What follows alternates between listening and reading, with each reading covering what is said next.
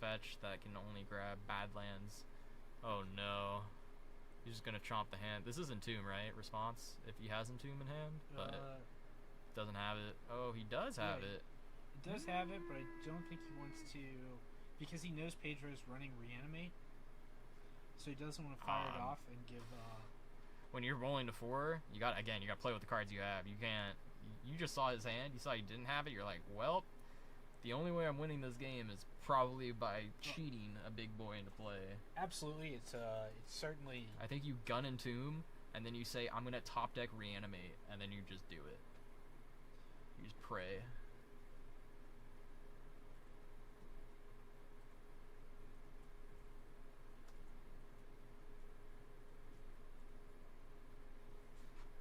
Anyways, welcome to Tuesday Night Light Legacy, everyone.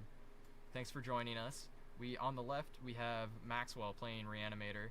He's going deep, by the way. He is a mold to 4 cards. And on the right, we have Orc Shadow being played by Pedro. It's basically Reanimator, or basically the normal shell of Death Shadow with Reanimate inside. But he's also playing Orc-ish Bowmasters, which is a 2-mana... Does it have Flash? Yep. Holy macaroni, that card's got Flash. That card is good. 2-mana Holy Flash. shnikes. 1/1. Why does it have Flash? And Menace for some reason. Or no, it doesn't. No, it doesn't. No way. That's just extra text. If it had Menace. Oh, does the army, does the Amass thing have Menace? No. Oh, I was like, dude, can the Amass thing block? That's messed up. That's messed up. That card's really good. So you play that in response to your opponent's brainstorm and you just win? I mean, yeah, you burn him for Holy 3. shit. You burn him for 4, make a 4/4 and a 1/1. Wait, you make a 4/4 and a 1/1? He does it when he comes into play, and then every time they draw a card, except the first of their turn.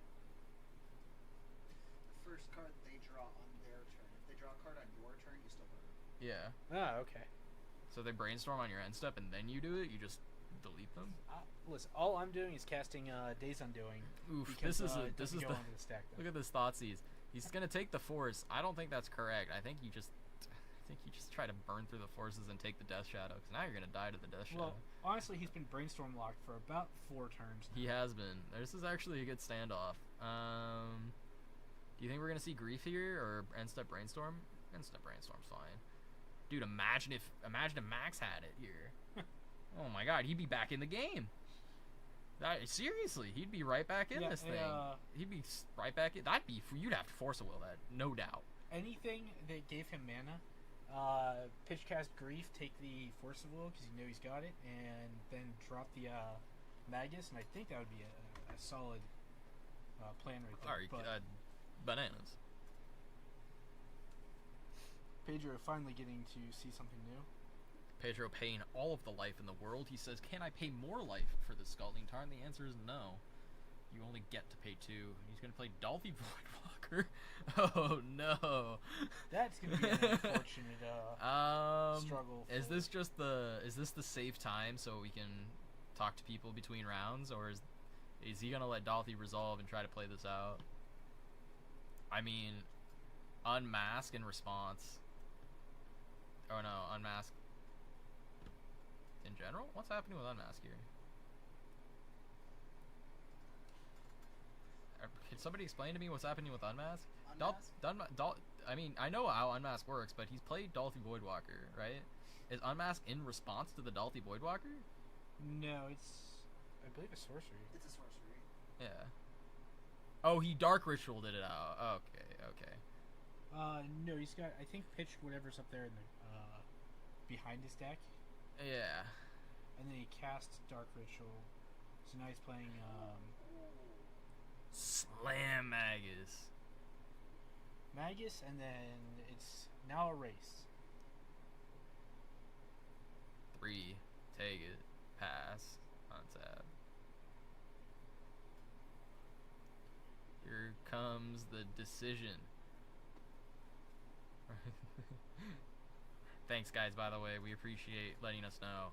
We were talking to the Void for a second there, but we hope everyone can understand what was happening on screen. There was a very clear, decisive victor both games here, I think. But at the moment, not too clear what's going to happen. Dalthy's coming in again. Do you think he's... Oh, that's it. Max doesn't have anything. He can't beat it. If you can't beat him, join him. The Mulligan to 4. Mulligan to 4 was really nuts. By the way, you drew... How many forces was there? 3? And 3 brainstorms? Holy moly. That's like your 25 card deck. You just had it all. Yeah, here we see what came in. Surgicals, Voidwalkers. Dalthy. Oh my god. Dalthy's so nasty. I bet he brings that in against me too. What a jack. Oh my god. He brings in Dalthy's too. Dalthy Voidwalker, I guess, is just so good. Force negations. The Hydroblast. There it is. What a scumbag. He is playing it. I gotta go out there and give him some noise for that, because that's ridiculous. What? Oh, 2 Archons and the Gristlebrand's come out, and he just brings in 4 Dalthy Voidwalkers. That's kind of tight. Oh, and he brings in the Magus of the Moon as well. He just had the one of Magus in his opener. Oh my gosh, that hand was so shaky, and it just had the random 1-0s from the board. That's not what you want to see. Yeah, we didn't get to see what went out for Pedro. I assume it was snuff outs. Oh, I assume it was just the bad removal, yeah.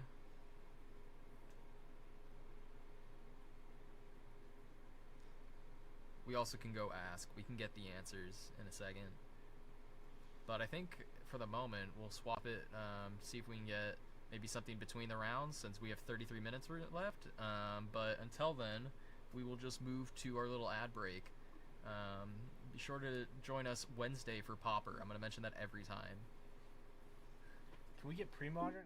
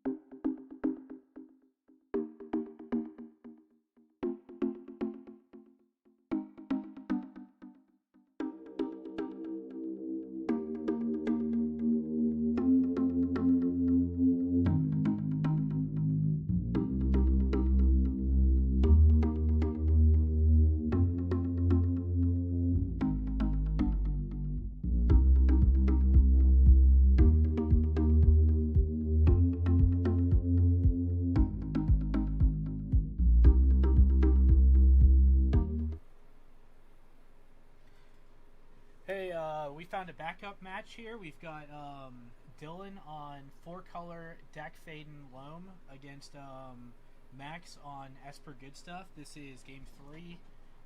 Currently 1-1. I'm not sure who's on the play. We'll see here in a second. My guess is Max, because I bet Max won the first game, then I bet Loam won the second game with some crazy sideboard stuff, and then I bet Max is on the play again. Never mind, I'm wrong. I was incorrect. This has never happened before in my entire life. So this Loam list, it's playing, rather than a black splash, it's got a blue splash for Dak Faden and Hull Breacher, with 1 Uro in the main, 1 more on the side, and then some sideboard Flusterstorms I don't think are going to be in here, but it's generally just a very grindy deck.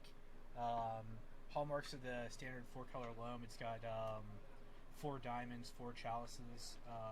It also has Ethersworn Canonists because we have a pretty combo heavy meta here.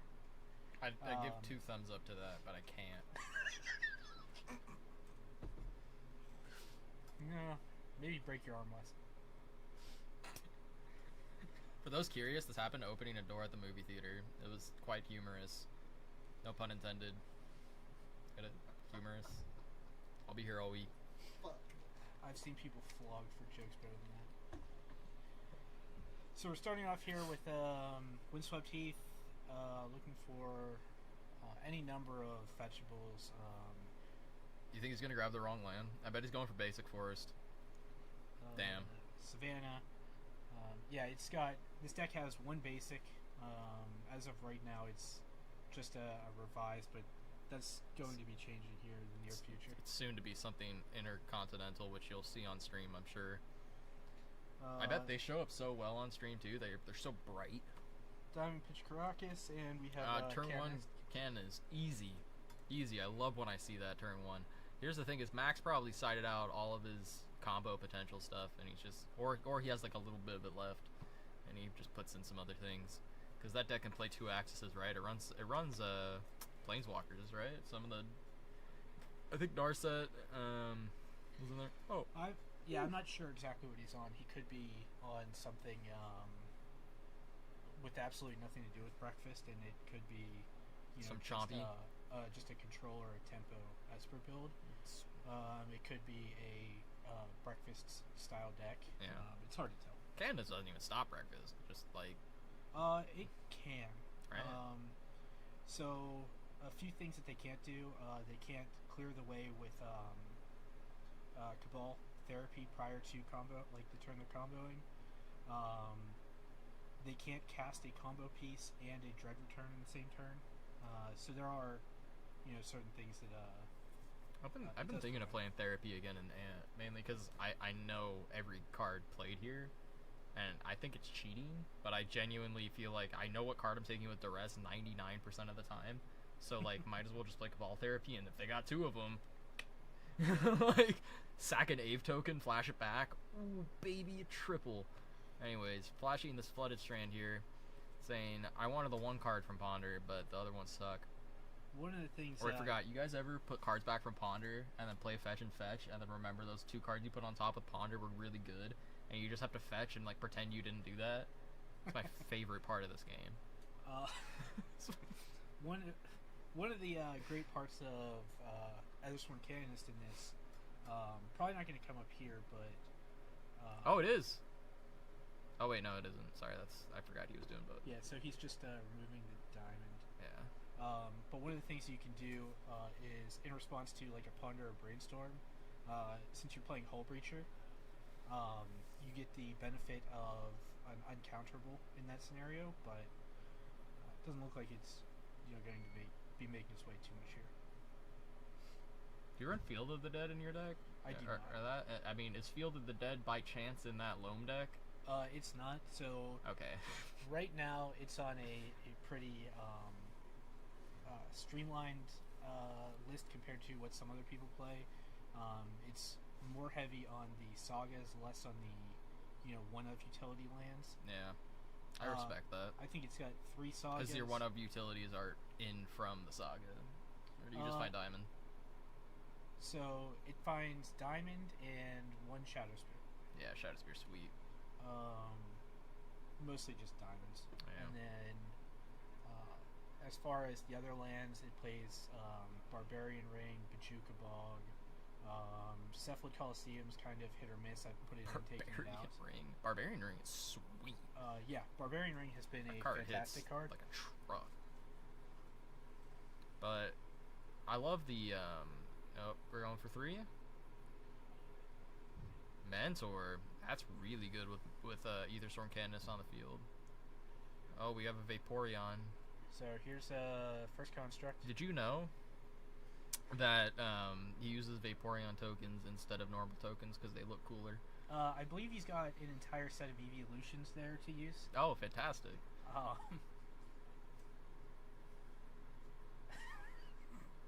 So yeah, he doesn't have to worry too much about just having that one Vaporeon. There's more. There are more coming. He's got 3 Urza Sagas in the list, I believe. Oh, all right. So yeah, he can definitely show up. He's got All right. Because I was gonna say, I mean, that's the Saga's deleted. a couple Life from Glums as well. Play Diamond. Why wouldn't you just play the creature? I don't know. It is a signed diamond. It's pretty cool. Some Dan Frazier action there. Yeah. You see all those Dan Frazier dragon diamond things, dude? I remember when those were like $50. That's my back in my day story. Those things were like really cool. And now So they're 4 mana here. ending Ending on days. How nasty would days be? Oh, dude, 4 Spitch 4s. I need him. This is the Anakin Skywalker right there. I'll pay it all. Protect the one I love. So he's got a 3/3 construct, the 2/2 canonist. That construct lines up pretty well against anything that the mentor can put out because of the restriction from the canonist here. Exactly. He only gets 1. But the monk tokens are. He's gonna go wide. Oh. Moving another diamond. I don't know why he's not going for the canonist. I guess he doesn't feel it's important enough. Potentially. Also, going for the diamond here does say adios your land. You know, it's a much more aggressive line. I mean, if you're winning the board state right now, like he thinks he is, which, you know, he is. Swing for 2. Take it. I don't know why you wouldn't swing for 3 as well. Oh no, double block, sorry. My brain hurty. Second canonist. That's why he didn't remove the first one. He's got the second one to back it up. Now it's a 3/3 again. That's relevant. Pass. Boom. Board stall. Board stall in the Esper versus Loam deck. Esper breakfast versus Loam board stall. You've seen it here first, kids. Draw. Boom. Another ending? Is that what that is? I saw like the top of a white card. It's like Elspeth Resplendent or something nasty. I'm just kidding. He doesn't run that card. Block with my token. In response, plow the 1. Boom. Oh, that's disgusting. So now it trades because of the prowess trigger. It'll trade, and the prowess trigger goes. So he's gonna end up with a. Yeah, and he gets one to replace it too, and then he just passes back, right? He can't find the Dryad Arbor here. That would have been a really nasty play. Is grab Dryad Arbor. But there's only 1 in the deck, I believe, and he already got it. Yeah. I think this is basic forest or scrub. This scrubland could be, time, or trop time. Yeah. Either Trop or Taiga are both options here, Taiga. Ooh. or Plateau. Plateau's pretty based. Yeah, he's got one of every duel in these colors except a Volcanic Island. I think it's slipping away pretty fast here.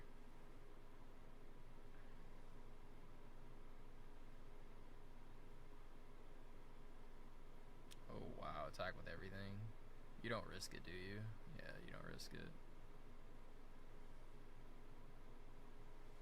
Is this some sneaky land tech that I don't know about? Is there planes from the new set that says, like, when it ETBs, your opponent has to kill all their board state unless they have a ring on their finger? Oh, Elgato, hold on. Don't worry, it's coming back.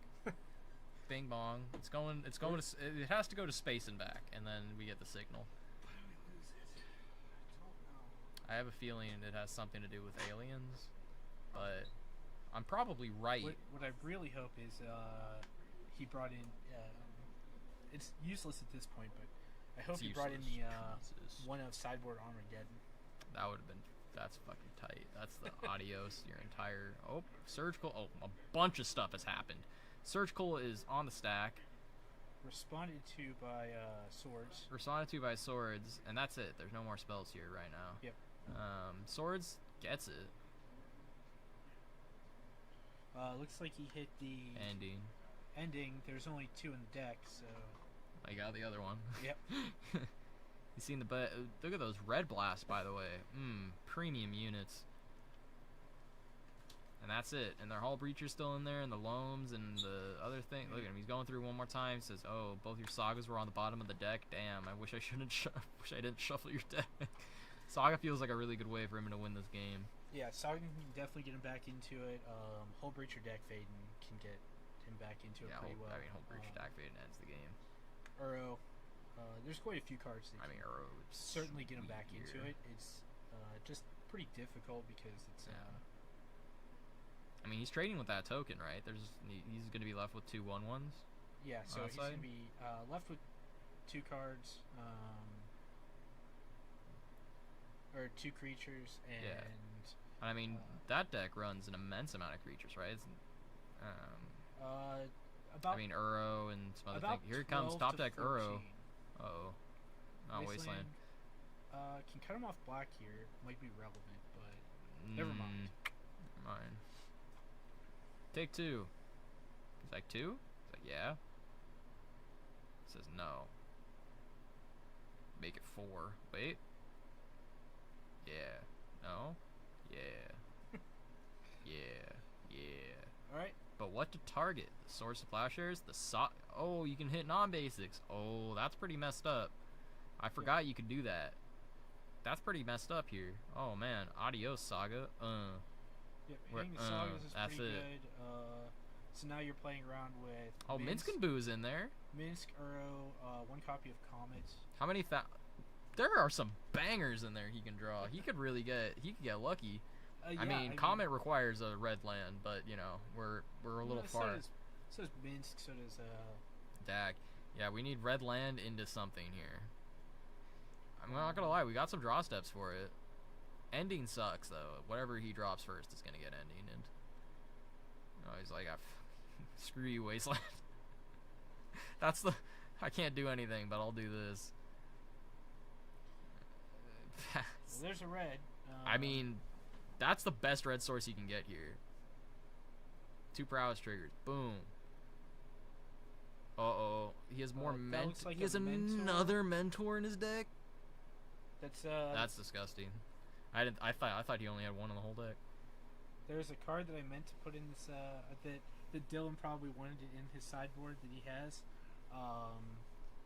Is it Staticaster?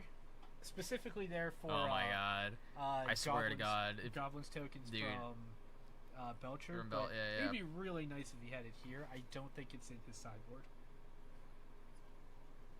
Staticaster, my god. Yeah, there was going to be 1 Staticaster and 1 Engineered Explosives, or maybe just 2 Engineered Explosives.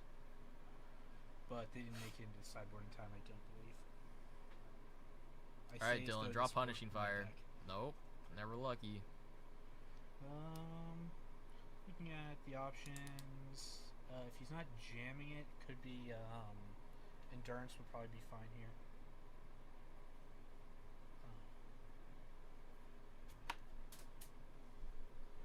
I did not see what did he put on top of the Ponder? Good question. Did he grab the second mentor, or is it something Oh yeah, else? you grabbed the second mentor. Okay, so he's got just a mentor. Yeah, no, he's got just the mentor in hand. He'd be on crack if he didn't get that. So targets Ponder. Genius. Draws it. Makes sense. Plays it. Hey, maybe he did get the Mentor. Am I wrong? He has a white card in hand. That card in his hand is definitely white. He has a blue card and a white card in his hand. Oh, he's gonna try to kill him. That's why I didn't get. That's why I didn't play Mentor. So 6 damage. He might need that mana. That's bold. One more spell.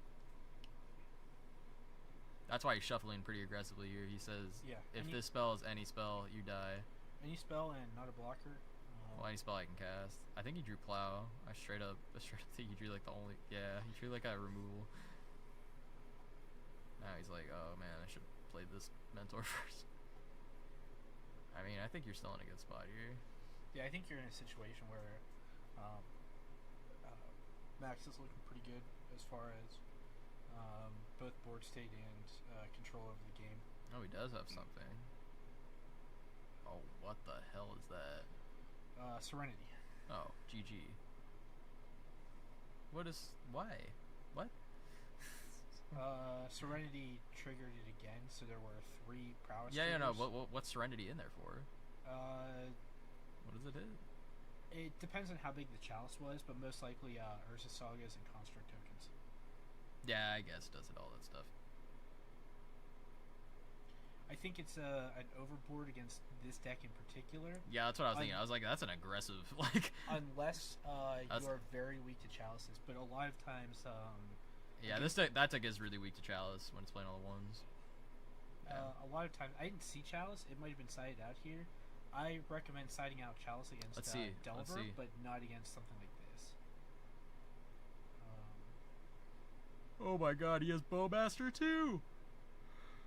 Bowmaster actually surprisingly weak against that Chalice deck. Dude, he's running Bowmaster in the against the, main? Or is that lone the deck. board? I mean, this is the board, but like, what's he putting back in? Oh my god, he is putting it back in. It is in the main. Holy macaroni. Max Gilmore on the Bowmaster. Yeah, it makes sense. It hits a lot of the tempo. I didn't know. I didn't think those cards. I thought those cards became legal this Friday. No, so that was changed a couple sets ago. When it tracks The moment pre-release hits, just Yep. free reign, adios. Yeah, Makes sense. I mean, yeah, you got the cards. Like, Yeah, they at this wanted- point, for God's sakes. They wanted to stop the. He forgot his construct token. I hope that doesn't go missing. Yeah, God forbid. Perfect. Thank you, Max. Max is taking that off screen. Bum, bum, bum, bum, bum. Alright, I think we'll take a quick break here for the next 5 before the next round. Thanks for watching. Stay tuned for the next one. We'll be right back.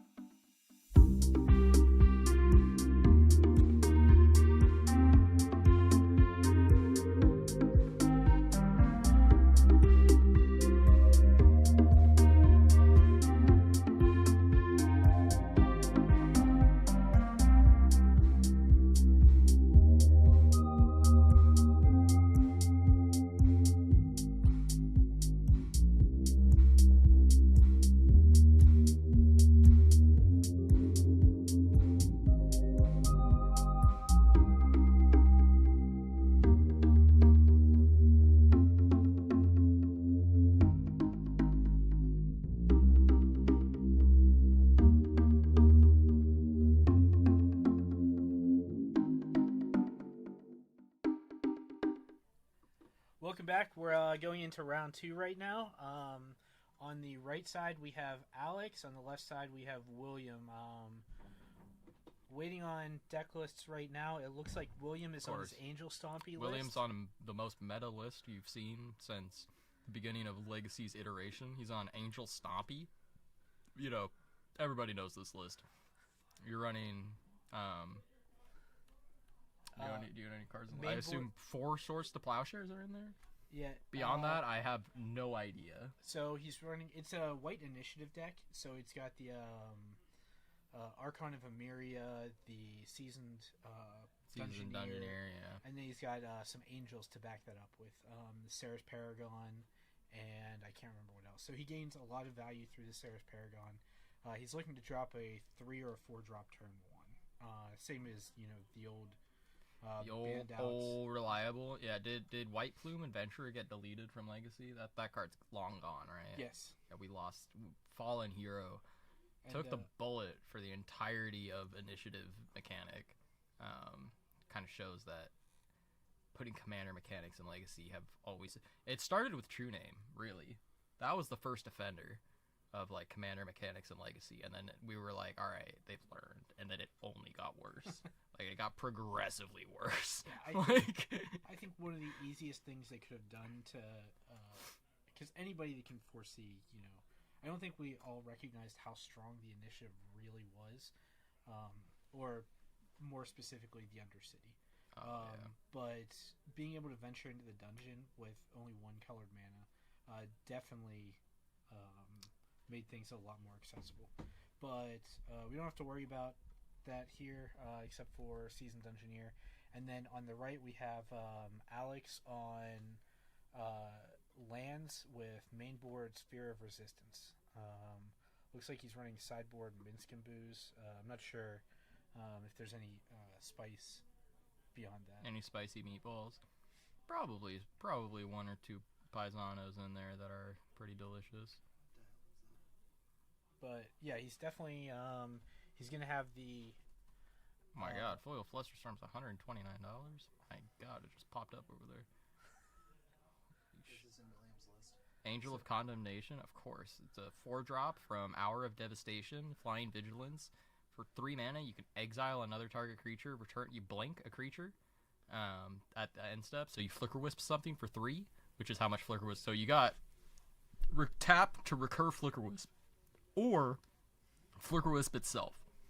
So 3/3 for 4, Flying Vigilance. Vigilance is just the most primo word on this thing, because otherwise this thing would be absolutely worthless, because you would never swing with it. It would just be a utility drone. But as it stands, this thing hits for 3 every turn and is also a utility drone. So this thing is genuinely threatening. Oh, exploration off the front end. Oh, goodness gracious. The turn 1 land exploration or Saga. A good start here. Yeah, pretty nasty. Fetching 1 foily boy. From William's side, we're going to fetch. Shuffling pre-fetch. Not sure what that is, but okay. Good luck. Grabbing basic planes here. I think he's a mono white deck, so no big deal. It's black. It's white black. Oh, so he does have some black in there. Okay. Pitching Archon of Emeria and something else to 2 Chrome Moxes. This is the list. Okay. So it looks like we're going running to have battles in there. Holy shnikes. Oh yeah, it's actually very good. Dude, the battle, that like the double green battle, that's just another Green Sun Zenith. That thing is insane. Okay, so yeah, I played that one in Modern actually. Yeah, that thing's good. This isn't the other one. This is Invasion of Gobakhan, of course. And it looks like it is the what's that 3-drop that does? Anointed Peacekeeper. Yeah, it looks like it's an Anointed Peacekeeper on battle here. So exiling an Archon of Emeria and a Sarah Paragon to play an Archon of Emeria. So turn 1 Archon.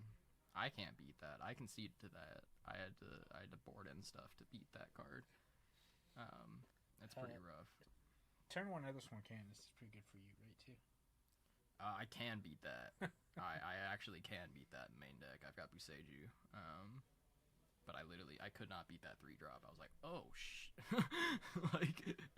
So... He's playing a bunch of tap. Another exploration, and then he gets 3 total lands, all non-basic, so they all come in tapped. So here he's going to be playing... he rips the battle off the top. Crazy draw. So this battle is going to reveal a card from hand. It's going to, I believe, exile it, and he can cast it for 2 more. Yeah. So Loam now costs 2 more. Loam was the last card in his hand? Dude, So that it's, guy's hand was nuts. Yeah, Loam is a 4-mana card. So he's going to drop the... battle down to 1, right? Yep. Or is Archon a 3-2? 2-3. 2-3, yeah. He's going to drop So battle yeah, to 1. battles to 1 counter. Draw. Yeah, making sure to exile that he can cast again. Saga's going to go to 3. He's going to make a dude. So we're going to make a token here. Pull out a Vaporeon, hopefully. No, just the backwards sleeve card. Did you know Vaporeon? Do you know that Vaporeon was used last round to represent tokens, but this round it's being used, a sleeve is being used to represent it, unfortunately. Gonna search for Shadow Spear? What are those? Looks like just things to count as tokens. What is that, Does though? it say construct on it? It does say construct on it. Alright. I mean, Fancy construct. that's that guy, like, went to Staples Center to print those. I think that's Max Gilmore and Pedro on their left. Oh, yeah. Oh, of course. yeah, These okay. Tryhards.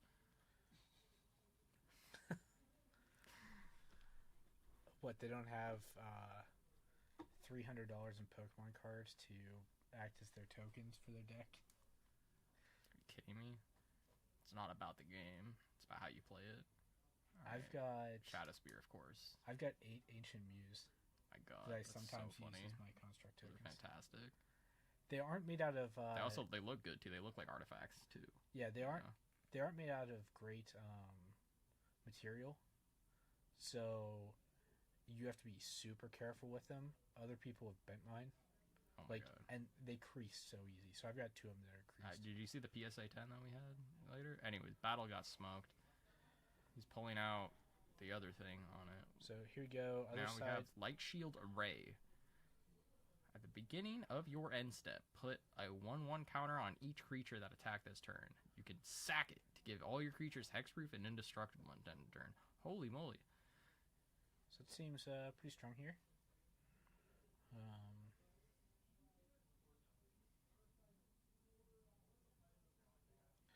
So Something just beeped back here, and I have no idea what it was. Yeah, it's okay. It might be a bomb, but I bet it's not. I don't think it's a It's bomb. probably not. You could just drop Sarah Paragon and play. Sarah Paragon, this is the big chungo. That's No, not no. Sarah Paragon. Oh, It's, never mind. It's something else. It's the that's thing we were just talking about. yeah. That is the Oh, Hour of Devastation guy. Yeah. This is the exile-y flicker wispy boy. This thing for 3 mana, you can exile something you control, and bring it back, or you can exile himself for 3 mana. you put it in the Dak Um, Faden Maverick. And he has flying and vigilance, and thank God he has vigilance, because otherwise he's not good. Angel of Condemnation. Angel of Condemnation. There it is. Condemnation. Yeah. So there it is. The Flying Vigilance. It's going to be able to hose these construct. Wasteland or tokens. Wasteland. I like it. That's gas. I think this is hit you for 5 and then hit you for 5 again.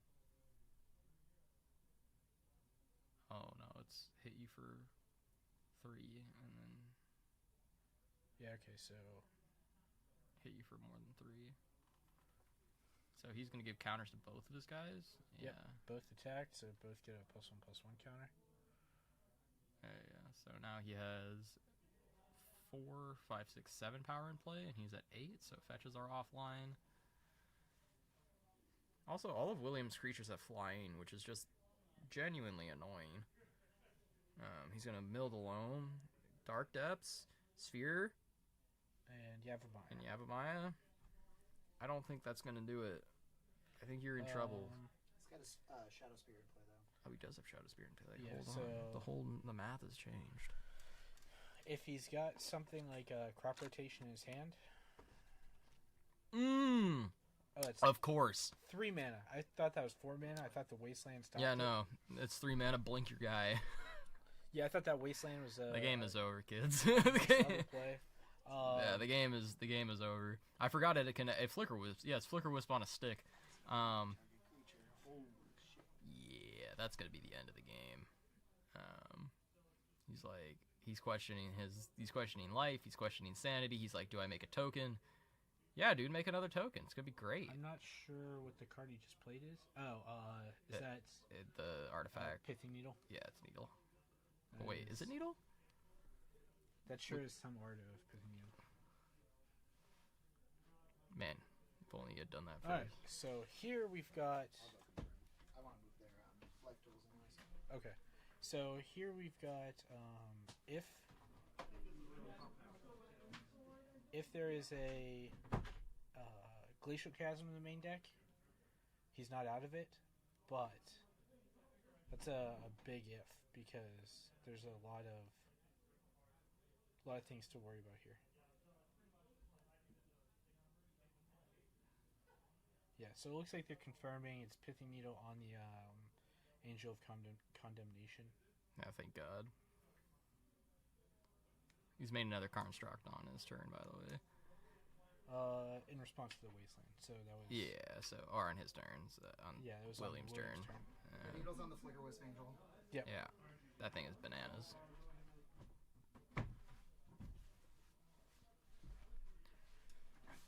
Passing the turn. Yeah, initiative's actually one of the things that pushed lands out of the meta completely.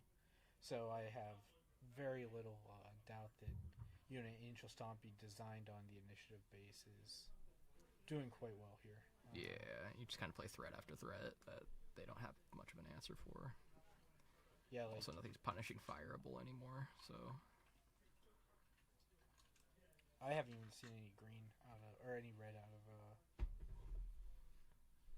yeah, Alex you're yet. right. Yeah, I think the cards that you're looking for here, realistically, are Glacial Chasm if it's in there, because it's 9 damage coming in. A Thespian Stage, but he would need it this turn because it comes in tapped. So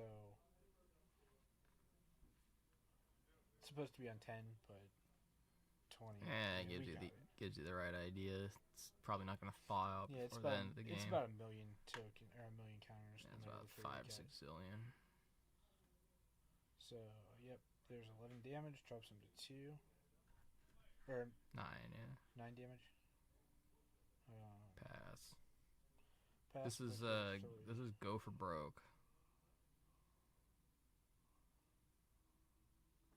What is that giant thing? Oh, is that a dark it's Dark on Dark Depths, yeah. Depths. He has it on 20. It's actually 10 counters, but I don't think it's he's going to tick those down. Don't think it's relevant. Even if it was on 2, like. Both of his sagas ticking up here. He can make Make 2 guys swing, gain some life, still die. 1, 2, 3, 4, 5.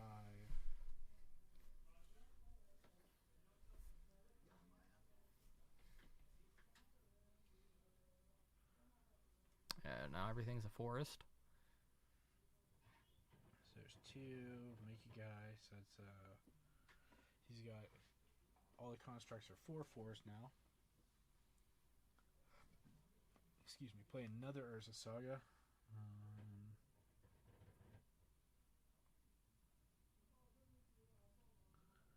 And offer the concession. Yeah, there's no way. Yeah, with the flyers, Yeah, it's just too tough. there's no way he's getting back into that one. He probably could have gotten back in there if it wasn't for the battle giving him make him bigger, because then he could have probably gained enough life to outspeed it. But Yeah, even with the scaling is too rough. it's way too much of my face. Even on with the life screen gain. at any given time. It's way too. Here, let me. Gosh, there's Angel. Angel is really strong there. Being able to just exile tokens is pretty disgusting. The fact that's in the main deck is pretty horrifying when you're trying to win off tokens, a token-based strategy, and your opponent just has a card that says 3 mana, it gets deleted. Yeah, I Even- would say Even Dark Depths token, that thing in adios. based on what he saw, Wasteland's not that big of an aid for the lands player. No. All it was taking out was opposing Wastelands. I would say, as far as cards that are traditionally in the side of lands, Glacial Chasm is probably like one of the best things he can do here. He just has to protect it from Wastelands. And then looking at Recursion, but Williams got sideboard Leyline of the Voids, which are almost definitely coming in. Opposition Agents, which potentially are big here, and Kaya Orzhov Usurper is a planeswalker that can really do work against dirtily opponents, especially with Leyline of the Can Void. that card exile cards from the graveyard? So I mean, that's messed up. yeah. That's just GG's. If you yeah, get that. it's +1. It's exile I 2 mean, cards that's from the just graveyard, disgusting. and if any of them's a creature, you gain 2 life. I remember that card just randomly got played against me when I was playing Ad Nauseum, and I was like, dear God, like, why does it have to hit my only way I'm gonna win? I've played that multiple times, so it might have been that. I think it was you. I think it was definitely you. I had never seen that card before. I was like, what the heck? Oh wait, there we are. Hello. Oh, I'm more in my head. thank you. There we Anything go. that has Oh my less of goodness. my face in it and more of Oof. Jack's. Hi, Sorry, John's. John. That's right. A government name. Don't tell the police.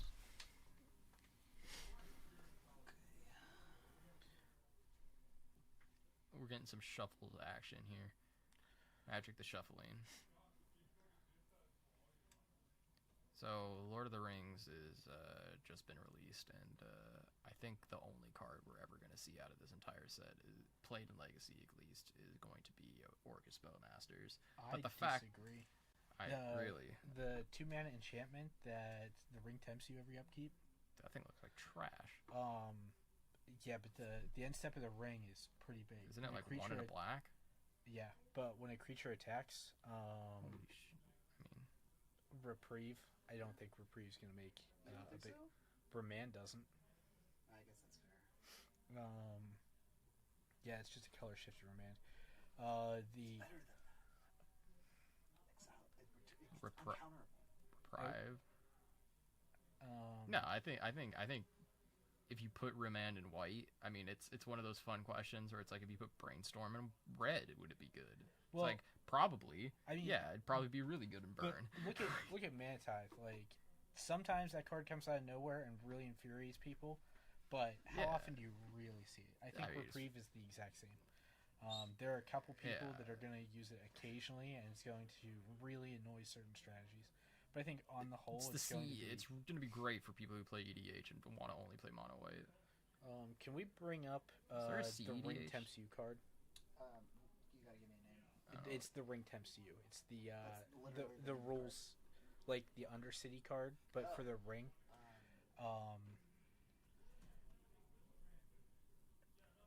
I don't know. I didn't know that's what the ring did. Does he So- does he tempt you? The ring tempts you. Yeah. Then it Alright, does. then I got tokens. It's not out yet.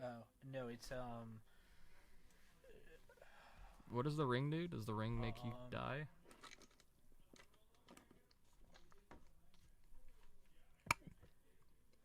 Smeagol has. Well, I mean the ring- one ring. Oh yeah. I don't know if the one ring does tempt you, does it? I don't know. I mean, I assume it does.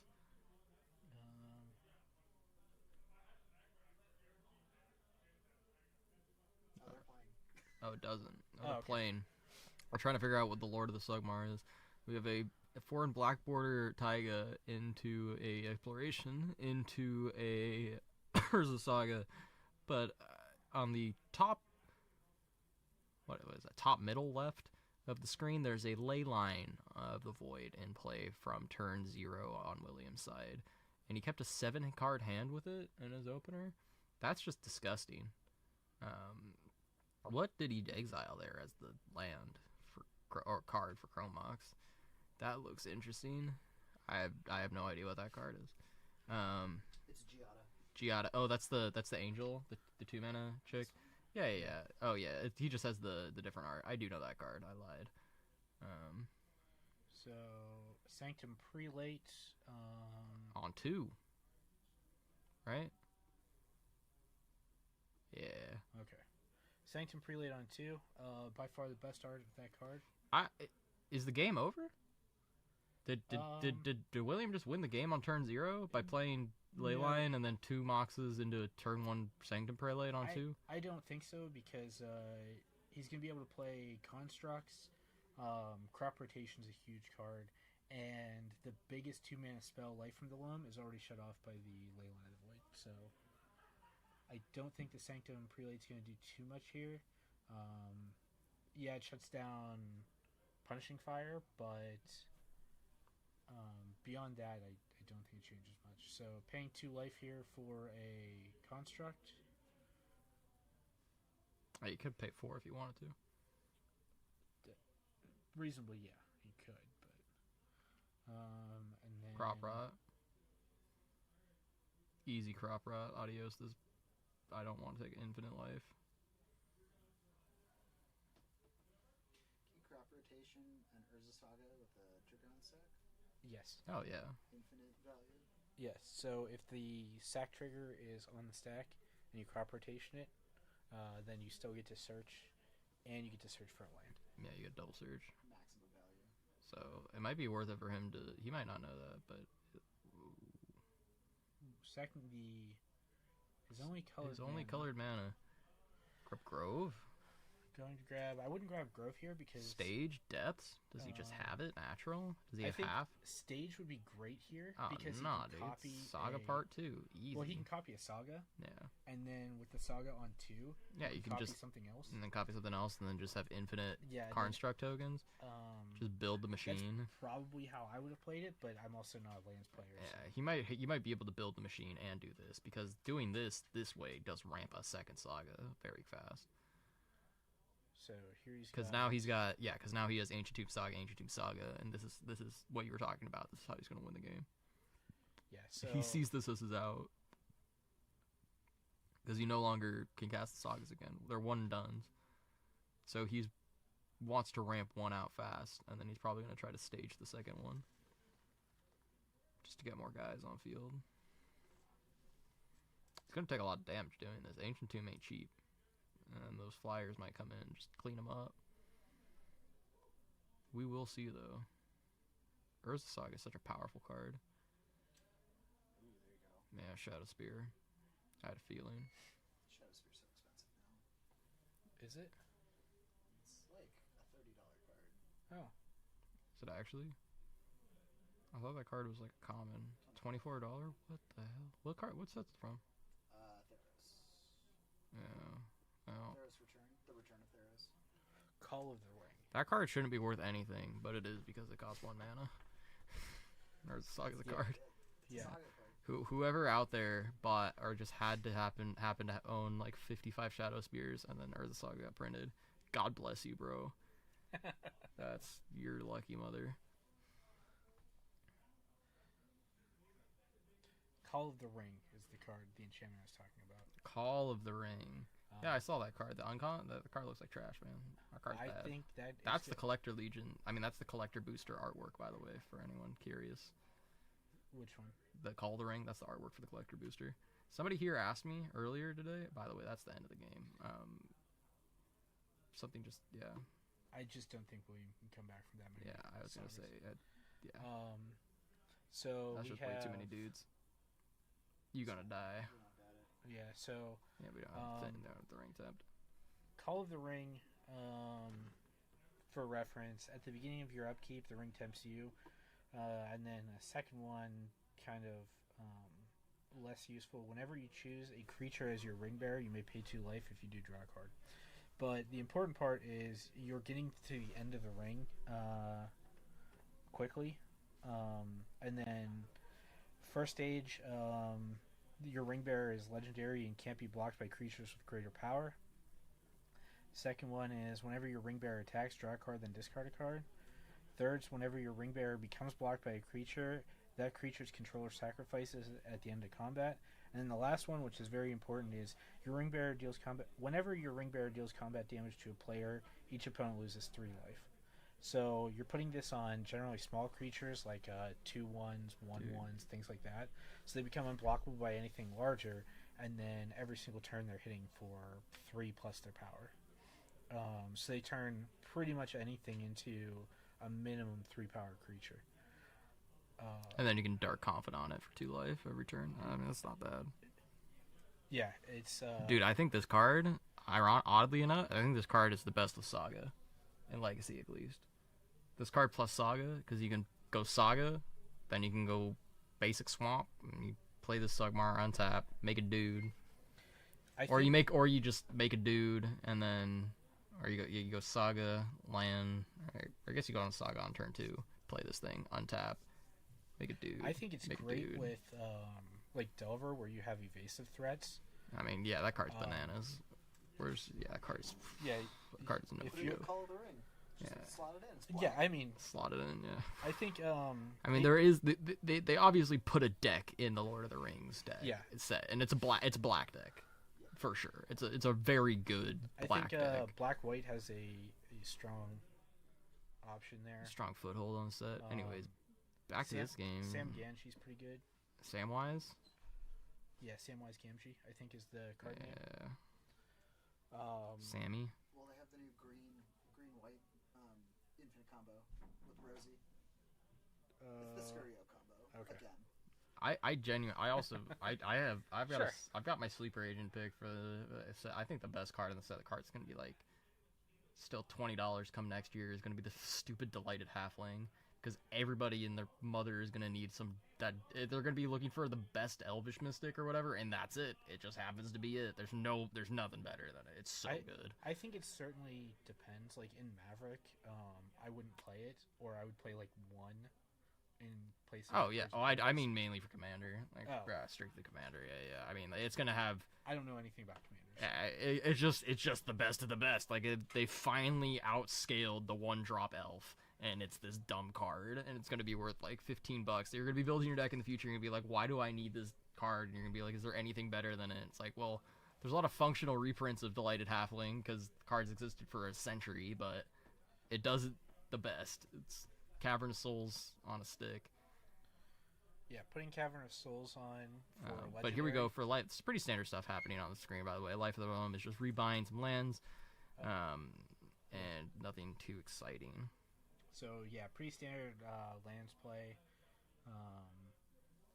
Turn 1, just power out a life from the loam, then buy everything back with that life from the loam. Then here we have Double fetch.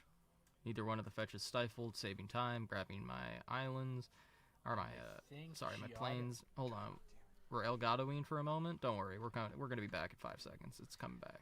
The signal's going to space. I think Giada was the pitch for the Chrome Mox. We'll see what 3-drop he wants to play on turn 2. Touch of the Spirit Realm. Touch the Spirit. Okay. I would rather get touched by the Spirit Realm than my uncle, but this. Eugene's gonna come back and he's gonna see that on the replay.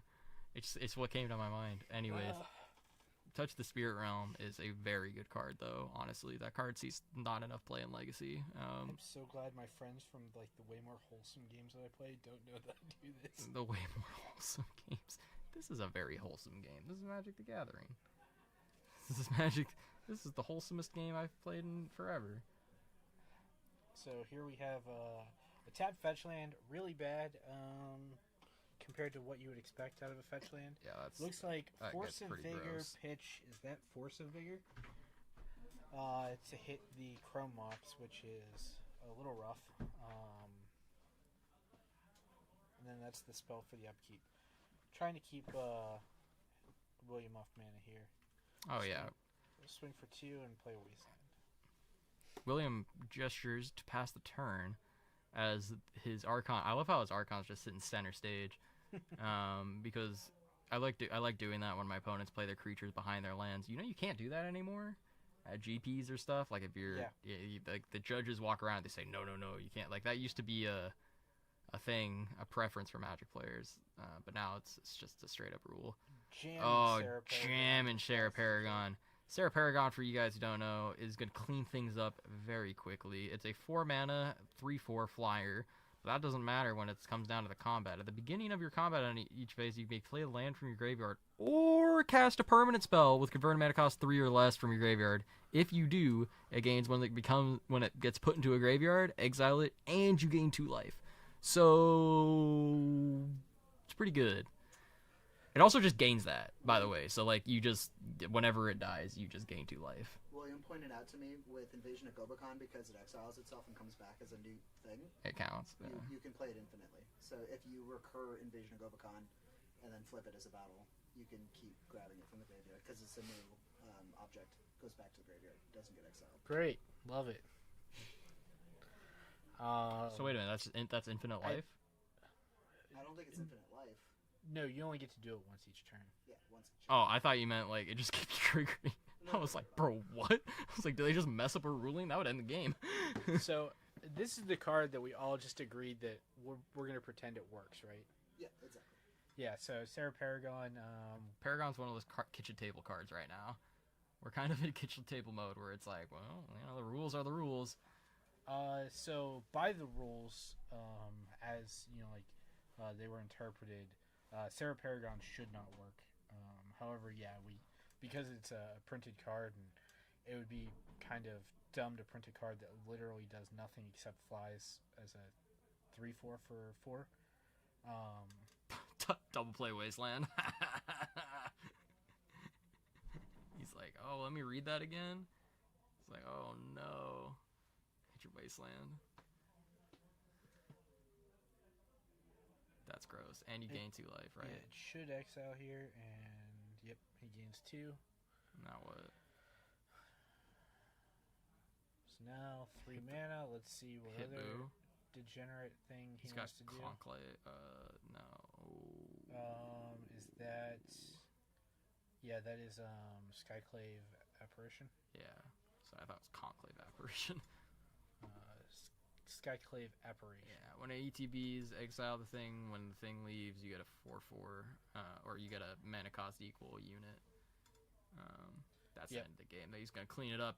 I mean, my man's got Sarah Paragon just ended that game real fast, and he's like, look at all my cards I'm sitting on that don't do anything. Oh my god, he's like, I got Diamond and Mox, and I was gonna Force a Vigor you, but I'm sitting on way too many lands, and I have no interaction, and you killed my 1 threat. I'm gonna die in 2 turns anyways, so I'll just scoop it up. The Stompy build designed around the unfortunate. initiative style. That's gonna smoke the lands player. Is going to put in work against lands. So there we have it. William takes it 2-1. Well, everyone, thanks for joining us for this round. We will either be back with another round, probably not, it's because there's only 15 minutes left, but we will be back with round 3 in the next 15-20 minutes. See you then.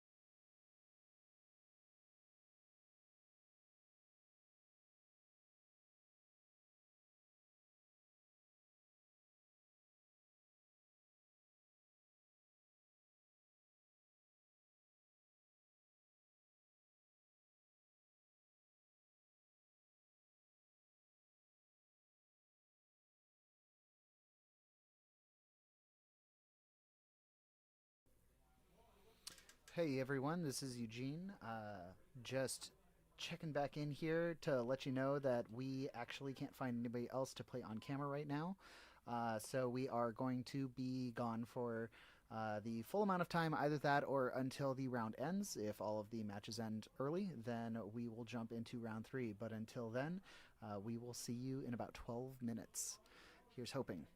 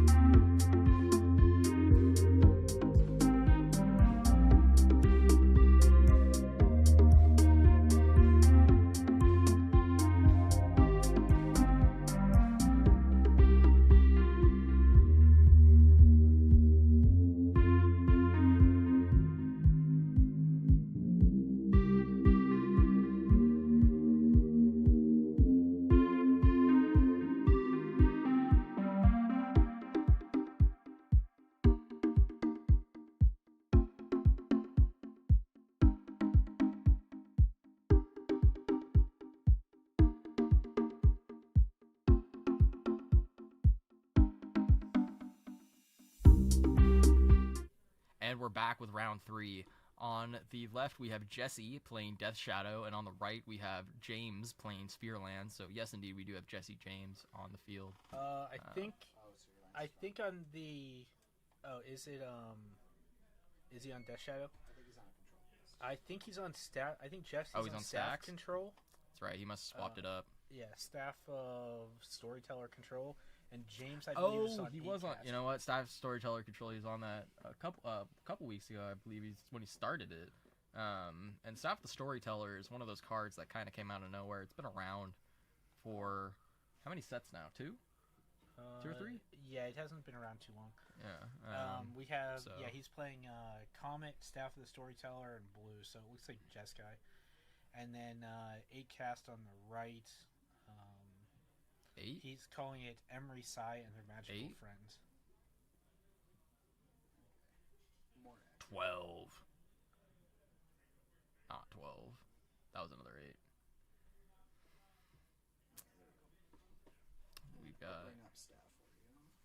Spite plays on the left, and Naruto lady on the right. Off for a second. I forgot to spit this out. We've got Oh, that's fine. turn 1. We got a very interesting play here. Oh my goodness! Turn 1. We have Seed of the Synod into Mox Opal into Urza's into a Chalice on 1. Turn 1. My goodness! What a play! Yeah, Jesse, don't wanna can it you on do camera anything for against that? Are you going to play into the Chalice and That'd hope be he nice for you. forgets? Oh no, he doesn't.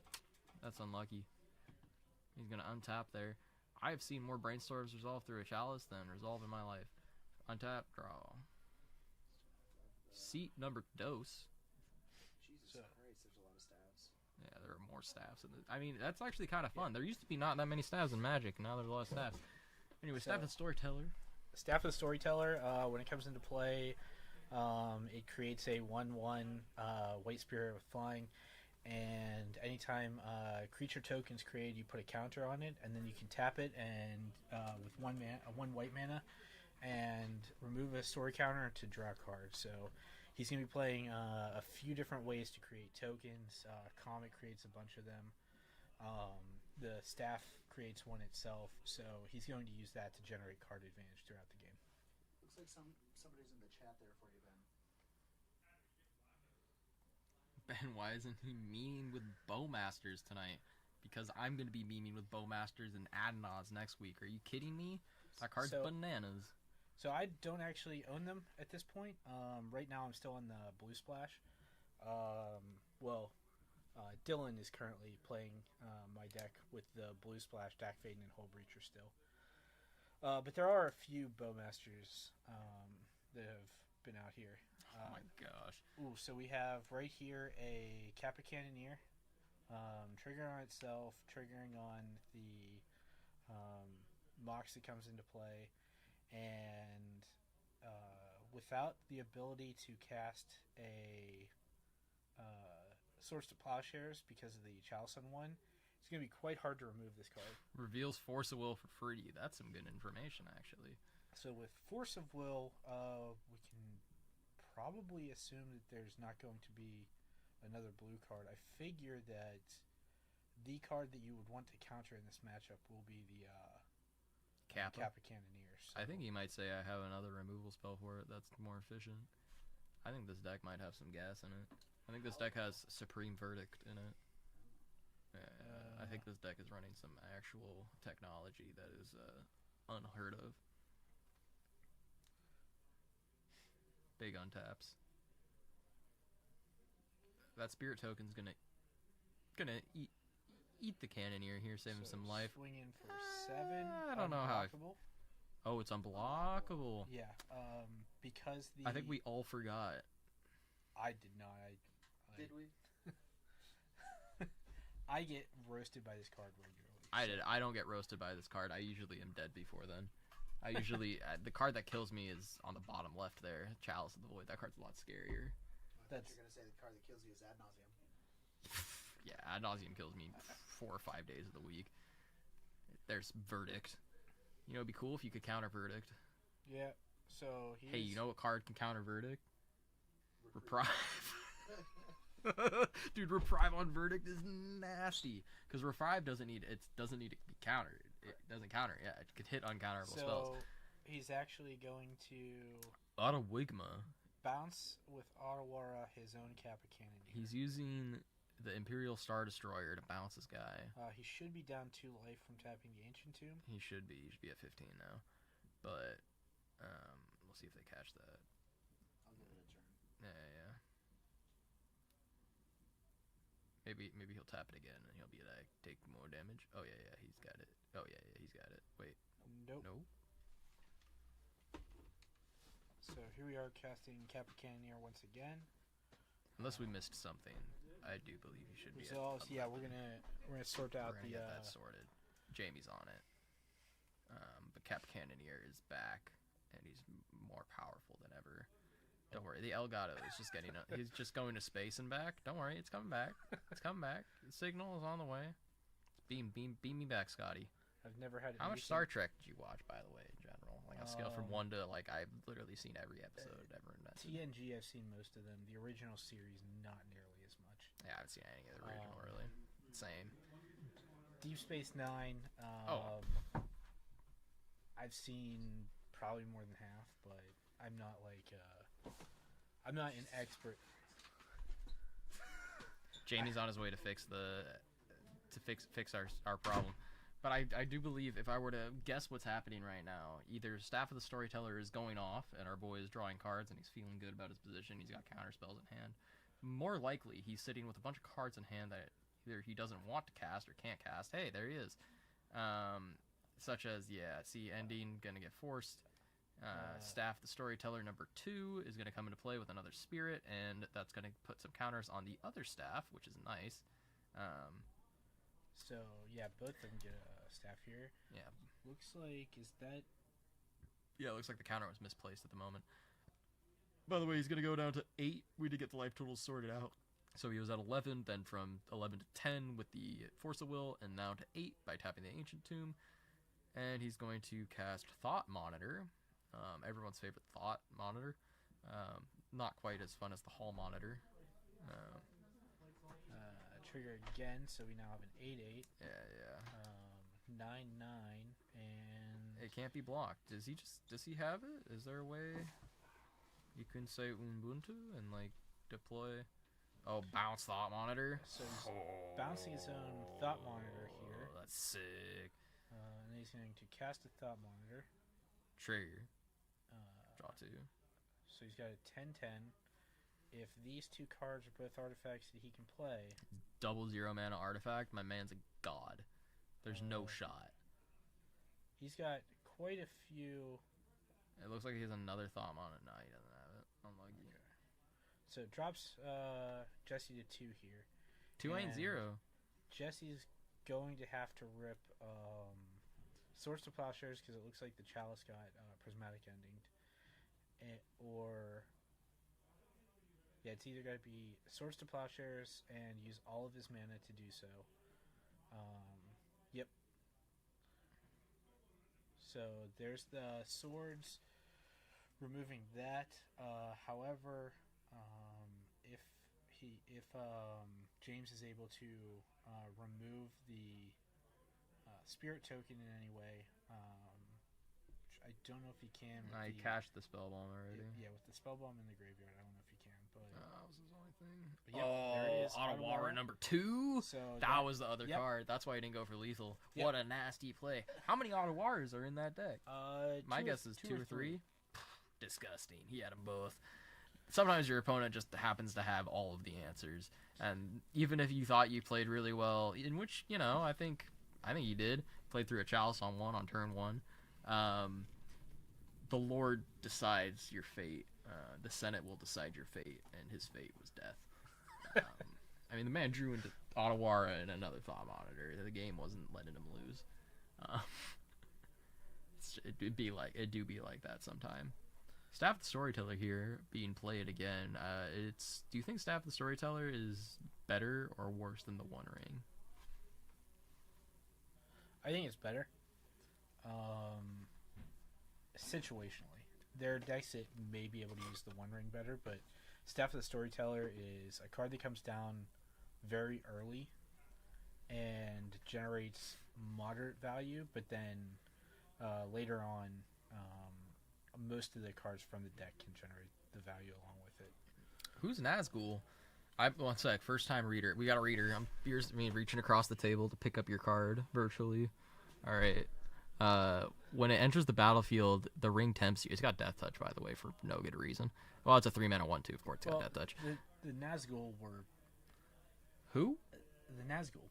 Anyways, I don't know if Alright, that was a so slur or if. Lord of the Rings. Let me break down all of the Lord of the Rings. All right, who is the Lord of the Rings? So at the very beginning, so the Nazgul are, if you've only watched the movies, the Boys on the horses. Here's yeah, the thing: the is guys I've in the- watched the movies. the guys on the horses that come for Frodo and can see him when he puts the ring on. So, yeah, Can they see him when he they takes it are- off? Yes, but they are able to see him like at distance through anything with the ring on. Oh, like Because- X-ray mode, yeah, like when when they're they like can when see you the play power Minecraft activated. on They a are- server with your they're friends and you got actually all the the diamond humans. armor. They're the human kings that received the rings from Sauron. Regardless, this card spiked to $10. It was a 50-cent rare. This was a 50 cent on. What happened? You can have 9 cards named up to Nazgul. That's why, because people were buying 9 of them, Yeah, there were and then they ran out of nine them. human kings. People that were received like, the rings. "Are you kidding me? Make this card $10. Get on eBay. Let's see if there's any left." Whenever it tempts you on each wraith you control, they Yeah, all, the wraiths. They're all wraiths. You play 9 of them in your deck. You're always gonna draw it. But it tempts you on upkeep, doesn't it? Or is it just? Whenever it enters the battlefield, the ring tempts you. Yeah. I don't know. I don't think it'll be legacy playable. No, this card is. Uh, I mean, this is a dank meme. Does this overrule the commander thing where you can have 9 of these in a commander deck? Oh yeah, easily. Yeah, then That's the reason it went up. It's because again, people were ordering. They were like, "Oh, you can have 9 of them," and they ordered 9, and then card companies, because normally people order 4. Suddenly, when there's 5 more than 4 going out of stock every time you're shipping something, that big stack goes boop boop boop, and you're like, "Let's charge $5 for them." See if people still order 9. yeah, Yeah. the other thing is there's 9 different arts for this card, so you get to have. Well, there are 9 different arts for the card. So each one. Oh, so this price doesn't make much sense. Each one is. There it is. probably- Andrew knows. We've got the facts right there. I would have known that 5 seconds earlier if I had read, because I can't read. That's the bigger problem.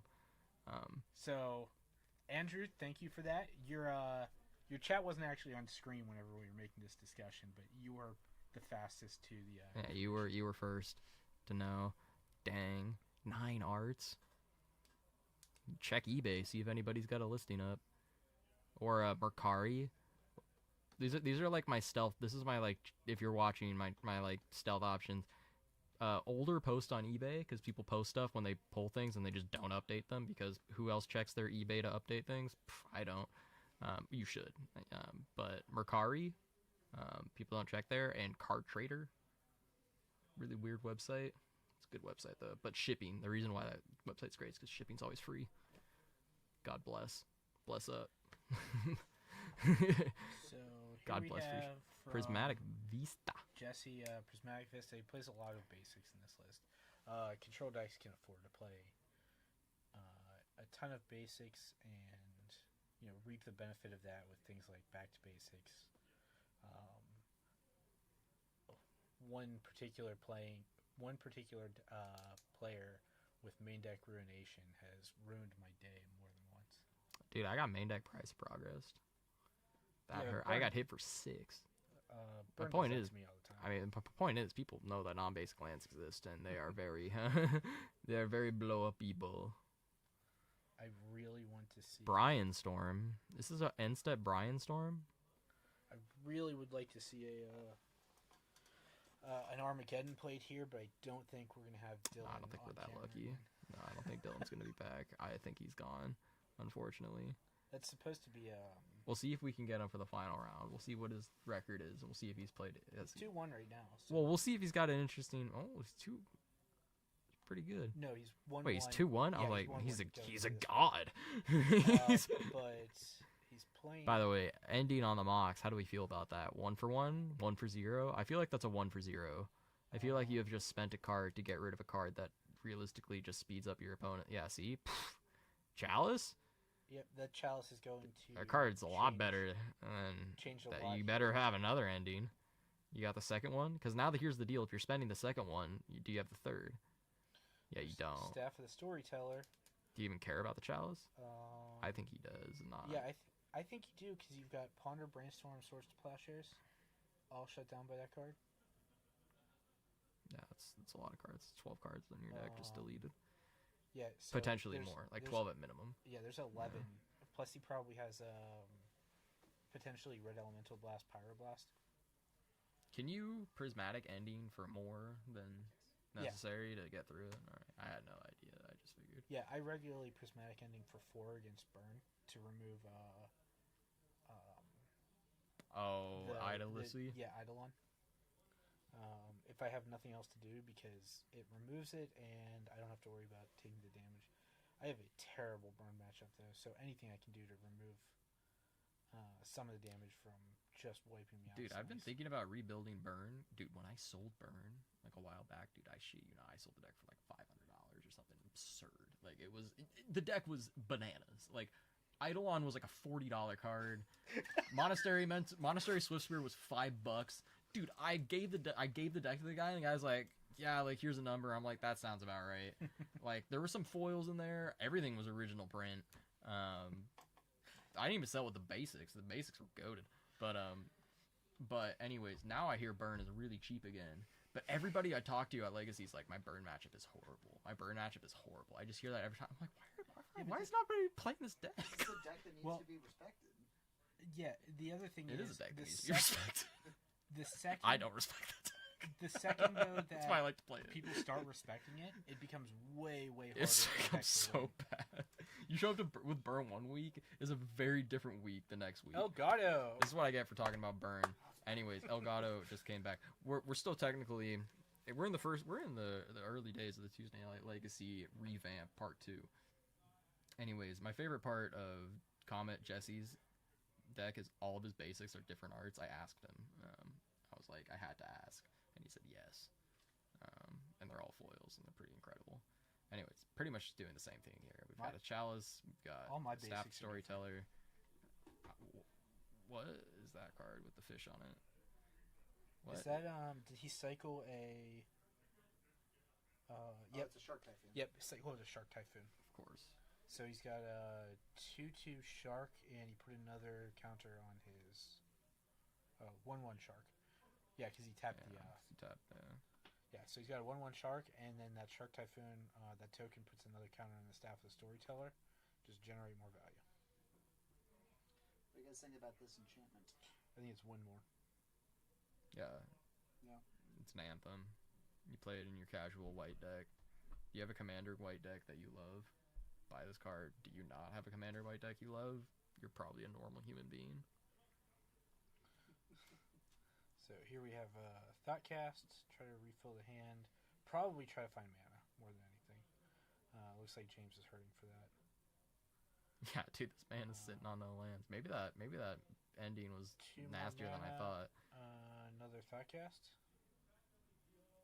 Yeah, he's thought casting. Is that Meltdown in his hand? No, it looks like Pyroblast. Oh my the new art Pyroblast. Dude, I thought his whole career was about to be over. Yeah, I Meltdown. thought his entire... I figure if he had Meltdown, he would have jammed that so hard here. Boromir, I just think, realized he can't... I mean, he doesn't have any red yet, so... Yeah, Can't Meltdown Oh, yet. that's the wrong one. Boromir? Yeah, so Dude, F to my boy, by the way. the white Boromir, There's a 3-mana 3/3. We're already on a good track. Vigilance. Whenever opponent casts a spell, if no mana was spent to cast it, counter it. So Lavinia is pretty good in Legacy. He is a mono white. It is Meltdown. I knew it. I know Okay. cards when I see them. Okay, you're right. This is the force bait. Force back. Yeah, keep that pen out, bud. Not trust. There's one more. At least one more force will being cast this turn. Oh, We're drawing a Get card it. here. Let's get see. it. It's a blue card for the other force in hand. Nah, straight up. It's Reprieve. Dude, I will run up. I will do a lap around the block if it's reprise. All right, so Nah, that's good enough. Just pass. Man, that meltdown would have been backbreaking. But to be 100% honest, it was still backbreaking. He just spent 4 cards out of his hand to keep his board of like pretty bad stuff around. His board Yeah, of and he had- Aether Spellbomb, Cabal, or Chalice, and a Mox. It might not have been correct. Oh, never mind. It was definitely correct. To do that, he's gonna say, "I'm gonna take 2 and do that." Yep. Cycle Shark Typhoon. Get another counter. Draw a card. Make a shack. It's a 0/0 shack, by the way. So the So shack comes in. And he just gets did deleted. have to pitch Kappa Cannoneer to the second force. That's what I'm talking about. And that's what I'm saying is I don't know if you wanted to have done that. I think you just say I meltdown hits. Well, but like I think If this worked out meltdown better hits, for you him. basically can't cast the Yeah, Kappa Cannoneer. I didn't realize. I forgot about like the improvise / affinity mechanic is much required for these. You can't just mana out. Yeah, I'm not that well versed in the deck. I don't know which one's more important here. Do you jam for the Thought Monitor or do you jam for the Kappa Cannoneer? Do you jam He's got one? the Spellbomb in place, so you can save either one. But I think you Kappa D's or you just play Emery. looks like I think Emery is the Porque no los dos option because once you get to be able to just start activating Emery, you're in a very commanding position in the game, and that's how you can steal it. that and not having the so double block here. Yep, willing to trade both of those. Really? Doesn't cash the spell bomb? I think he's got. It looks like he has Emery in hand. He probably wants to protect the Emery with the spell bomb. Yeah. Yep, there's Emery. Oh yeah, Um, it's Emery. I just surprised then- you didn't do that. Well, then Emery. Yeah, Gets you're to right. replay Emery gets to bouncing Emery is just insane. Oh my goodness, God Almighty! That's all of 4 thought monitors, right? Because there were 2, and then you just found 2. I'm not sure if it was there was 2 or 1 in the graveyard, but Shock Typhoon for 2. Kill a Shack, number 2. Get another story counter. 3. I mean, oh, it is 3. Yeah, so here we go. The problem is it's going to be very hard to deal with the card advantage that Emery flashing back Thought Monitors is going to provide, especially without the ability to Swords to Plowshares Emery. So he's got to have Prismatic Ending to take that out, or I guess the Supreme Verdict, but I mean he's hitting his own 3/3 Shark in a 2-for-1 if he tries for a Supreme Verdict. So it's hard to tell.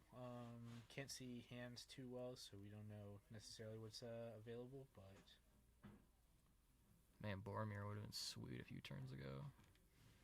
All his Force of Will's gotten iced. What an opponent too, so your Force of Wills are big chilling. Yes, that seems like an okay white card. Oh, Comet. Here comes the dog. yep. So this dog is It's the good dog. a randomized nightmare. Yeah. Comet Stellar Pup. Bring it up on the screen there. Okay. There were 2 cards that made it into Legacy from this set, and both of them were bangers. So I guess So, 3 if you want to include Mind here's- Goblin. I will include Mind Goblin. All 3 of them were bangers. This here's- was a great set. 5 out of 5. Comet Stellar Pup. You don't activate his abilities directly. You activate his one ability, which is roll a 6-sided die. With a 1 or 2, you create 2 1/1 squirrel tokens with haste, or they gain haste until end of turn, and then you put 2 loyalty counters on him. If you roll a 3, you remove a loyalty counter and then return a card with mana value 2 or less from your graveyard to your hand. 4 or 5, he deals damage equal to the number of loyalty counters on him.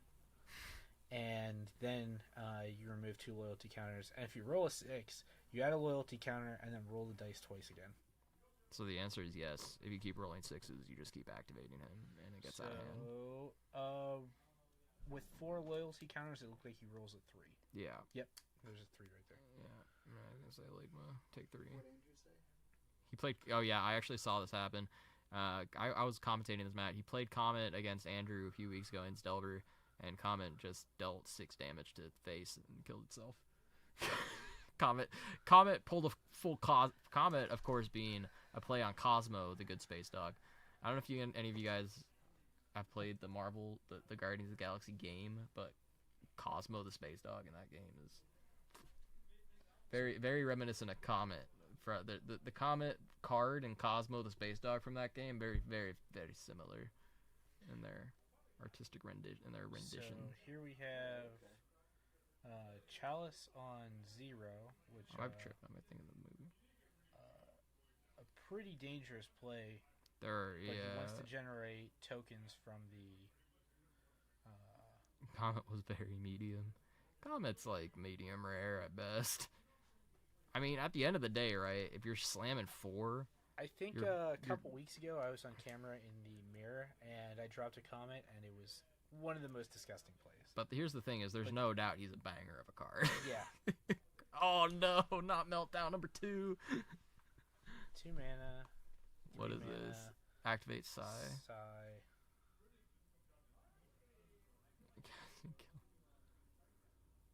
Yeah, I guess theoretically you could kill your opponent with Comet in the same turn he's cast.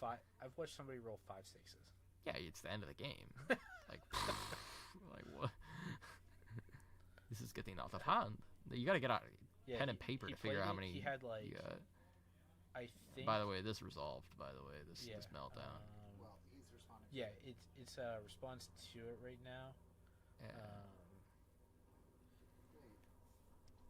No, he is responding. Yeah. He sacked a couple of artifacts to Psy and just used the that's Psy in play. yeah, and then used the Aether Spellbomb to Wait, draw a card. Wait. Meltdown. That was Meltdown for 2, right? Or Meltdown for 0? Meltdown for 1. Meltdown for 1. So Okay. mana value was 2. Yeah.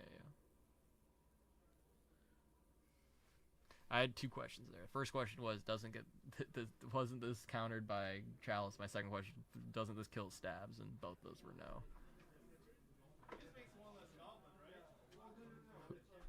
Somebody misbehaved. I thought that was a saw. It was. So, scooping it up here. Scoop it up. Good enough. Yeah, it turns out a whole bunch of tokens. Tell Comet just that good enough to end the game, right? Like, eventually he'll get there. We're a 1-1 sitting here. Comet the Stellar Pup, pupping it up. Both of those tokens adding 2 counters to the staff. Which generates more card advantage later down the road. Disgusting. If, man. If you let the deck grind, it does it quite well. It's sausages, as the kids say. Alright, we got one more. The thing is, like, when you're playing a control deck, you really got to choose what card ends your opponent's life. And, Comets Stern Scolding, is that the might not be the most counterspell efficient, of but it's probably the coolest. creature power 2 or less? Yeah, so this is another potential for legacy here. This one, I'm not sure about because of what it's competing against. I have 2 words. Or I guess I have a bunch of words because I'm going to change my statement. Do you all remember how cool Spell Snare was? So, Spell Snare does have a place sometimes. There you go. It's the same card. This thing, it has a place sometimes. The problem is it's competing against Daze and Force of Will in the decks that are looking for it. Yeah, no way. I don't think it's going to see play there. It counters a lot. Dude, it hits a lot. So does Spell Snare. Yeah. Delvers, DRCs, Night of the Reliquaries. Just. Is this better than Spell Pierce? Hell no, G.I. I Joe. don't believe so. Dude, No. I got Spell Pierce twice last week. I didn't play around either of them because I was like, there's no way. Yeah, Nobody so plays around Spell Pierce. I And if think- you can, you're already in a spot where, like, the game is lasted too long. Legacy, like, your deck's losing if you're playing Spell Pierce. I think by and large, and Andrew Richardson may have different opinions here, and I'll defer to him Andrew. as far as Delver goes. But I don't think he plays by Spell and Pierce large, in Delver. the cards that you want to answer with the 1 mana counter magic, if you're playing it, are not the creatures that are small Is and you can that- generally deal with or evade. Is that supposed to be Gandalf? That like dark ghouly figure holding that child? What the hell, dude? You know the ring, the we just looked at it. The like the ring tempts you. The like AI super realistic hand art for like the actual ring card kind of freaks me out. And I remember the first time we had AI art or good AI art, Yeah, realistic okay. AI was Liliana, and she was banging back in the day. That the one from Origins, that one was sweet. That was like that art, fantastic. 5 out of 5. That art's fantastic. And then like now we got feet and hands, and I'm not sure how I feel about it. This one? Yeah, art's great. It's like the first time we got like realistic AI art, kind of. I think it's AI art or like somewhat realistic art. Art's grand. Card's pretty good too. You know, it's a part of the Flipwalker thing. You know, and now the AR, like, it was just downhill from there, in my opinion. I don't know why it got... But the thing is, we started off really strong with this. So it was pretty hard to get better. Did you see Andrew's comment? If you're playing against Death and Taxes every round, Fatal Shush is playable. Yeah, So you're here right. we have turn 1, land, Yep. 3 0-man artifacts, Emery, and Chalice on 1. Dude, that's a banger of an opener. So this looks like it's going to be... That's a pass. That's a pass. It's funny because when you play Legacy, you're given the option to play like every deck basically. Like I'm not including Vintage, forget Vintage exists. But you know, somebody shows you this, they're like, this is what you can do with this deck on the first turn.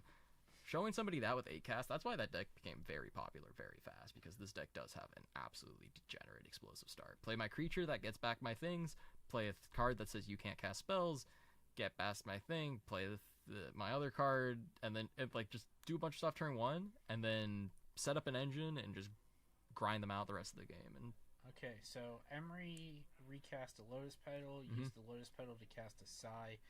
This, without I mean, Supreme Supreme Verdict, Verdict. this is going to get quite out of hand quite quickly.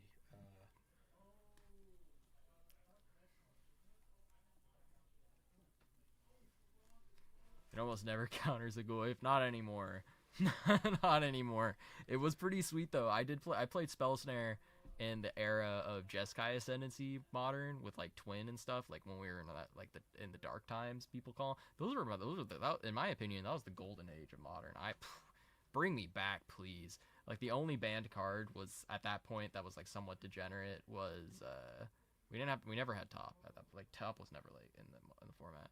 Blazing Shoal had to go. That was like right when Birthing Pod got banned, right? Yeah, it was like right when Pod got deleted. Everyone was playing the most degenerate stuff. Dude, Spell Snare, oh man, I was hitting Goyf all day. I was hitting Goyf 4 days of the week, and then my favorite was you could hold up Spell Snare for remand. So played That was really a good. Bauble, gets a trigger out of Psy. Yeah, The rare Psy attack here. might as well. He's not being activated. Double fetch. Basic. So Notable, there is only one land on the other side, but I don't think he's going to need more than that. I think that's good enough. I think the Unless he worry gets here Urza is Saga. Meltdown is a banger on this board. Yeah, Meltdown is speaking of absolute ballistic That missiles. said, Oh yeah, he's just digging for Meltdown. I think you're right. yeah. So that's Shark Typhoon cycled for no sharks. No Shack. No Kill a Shack. So yeah, potentially we are very much digging for Meltdown in this situation. It Is that- looks like Is that Overmaster in a sand? no, I think it's Pyroblast. Oh, the new one. Yeah, the new art. Pyroblast, Red Elemental Blast, Brainstorm. It looks like there's a lot of cards shut off by this Chalice on 1. Yeah, the Chalice on one was disgusting. So Psy once again generating here through the Lotus Ignorant Petal. amount of value. I hope it's not Overmaster. Dude, I think tell me that- Overmaster is tell me used that art in exactly his hand. 2 decks. tell me that art in his hand. Belcher and the Epic Gamble. Yeah, Or- the Epic yeah, Storm. Yeah, I never bought that card for Tess because I knew Tess was a bad deck, so I didn't want to spend the money. Just don't let Brian Clark hear that. Oh, dude, I hope he's listening. It'd be great if he was. Oh It's god, that'd be excellent value. fantastic. Yeah, that's big value. I hope he gets mad and messages me. So, Force of Will on the recast Thought Monitor. The unfortunate thing, though, is Yeah, Emery doesn't really care when that happens. Emery just says, that Thought Monitor does it Okay. again. Comes back again next I shouldn't have turn. done it with my shoulders because I might have fucking deleted my entire arm. My arm right now, the reason this is there is because it's, as the doctors say, and I'm the doctor who said this, was it's basically a bionicle joint right now. You know, like it's in there, but like some big force, like it'll. During one of my deployments, they had to reset my shoulder. Oh my gosh, I had a feeling you'd have some incident that occurred because you've seen a lot more. This happened to a doorway, so God forbid what happened to you. Yeah, they were like, "All right, this is gonna hurt a little bit," and then just like yank. And the my best part arm, is and they it's say like, that to you, and you're in so much pain already. Yeah. You're already like, whatever. Well, it hurts even more for like 2 staff. seconds, and then Good it stuff. doesn't hurt nearly as much. Like, Yeah. Oh God. it's a wild amount of relief. It is so much after, relief. Like It's almost like a drug. I feel like people might. Is that like the next thing the kids are gonna get into? Start Dislocating. challenge. You started Yeah. your New TikTok. dislocation. Not like this. All right, so here we have. Staff's kind of going wild. It looks like he has some fuel for Huel in it. So But we're going I to can't. recast Thought Monitor Yeah. once again. Sai is on Yeah. Those are all flyers. stat. Yeah. Yeah. Sai doesn't mess around. Sai makes the opters that have. Staff Little also wings. makes flyers. So Staff does. Staff make a flyer. Hold on. Outer space and back. Come back. It's coming back. Looks like my magneto powers. Nope. I'm straining it. Hold. I lost focus. all right, well, we'll keep talking as though we know exactly what's going on. So Oh, here yeah, we somebody's have got recast Thought Thought Monitor Monitor, through bunch of Psy Emery. tokens probably coming in, probably looking to trade with Yeah, that he's got- spirit. That he's got at spirit's least 5 gonna Psy eat something. tokens. But I think he's gonna die in 2 turns. I think this is set up my lethal with my 8 casty stuff, and then pass the turn to you with your staff of the Well- storyteller and see if you have Supreme Verdict or not. I think this is Supreme Verdict check. Yeah, this is because even Meltdown doesn't really get him out of it here because Emery is going to start rebuying stuff, and he still has a Psy in play.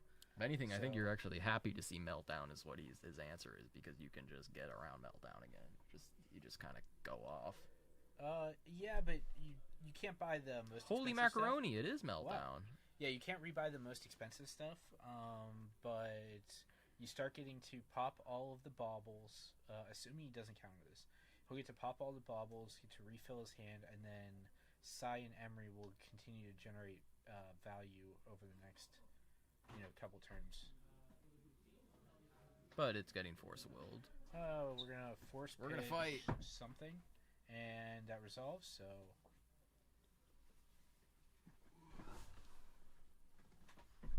That's more than 12, baby. That is 2 to kind of do whatever you would like out of this. I can just try to cast another Thought Monitor, right? I don't think there's another one in there. I think he cast both of them. Can you just sack your Thought Monitor and cast it again? Okay, yeah, he can sack Thought Monitor to Psy, recast Thought Monitor, generate another token, draw a bunch of cards. He should have another You should have another Thoughter here, token, but but it's Supreme Verdict or bust. yeah, I think at this point, No dice. Yep. All the 1/1s and a bunch of Blood Moons. Good game. yeah, that's it. That's it. Look at all the Cosmos. Did you see there were 2 of them there? Yeah, I think And they both had different arts? He's got 2 or 3. He's Both got different. different arts on every Everything. card. Every possible card, man. He's got different art on. I love think- it. I What a think great... Staff only has 1 art, but Yeah, Staff does only have 1 art. That's unfortunate. so You gotta have the different languages then. That's when you gotta start dipping in. round 3. James on 8 cast takes it over Jesse on Comet Staff.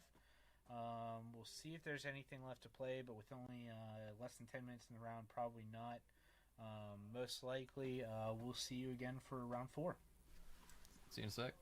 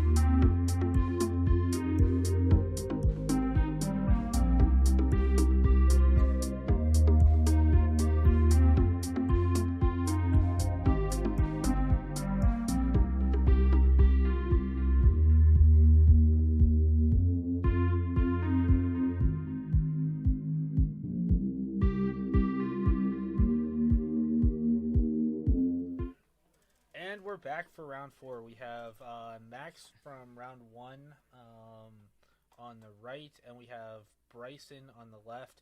Bryson playing his own brew of 4-color money pile. I don't think he plays a single basic. God, no. Are you kidding me? It's focused around Uro, Titan of Nature's Wrath, and then he also plays the Witherbloom Apprentice Chain of Smog combo in there, and a bunch of cantrips, counter magic removal to balance it all out. Yeah, it's a control deck that says I have Chain of Smog in here, so you can die at a moment's notice. Thankfully, removing the acid trip that is his playmat from. Dear God, that was hard to look at, but it's a great mat. Bryson like has always had that mat since I've known him. By the way, because like Bryson started playing Magic and right before I started to talk, like start hanging out with him. And he had that mat from the beginning. I was like, first time I saw it, I was like, oh my God. He's like, yeah, this is what they had for set. He's like, this is the playmat that I got. And I was like, all right, this thing is nuts. Max on Esper Staff, we saw it earlier. Bryson Mulligan faster than the wind.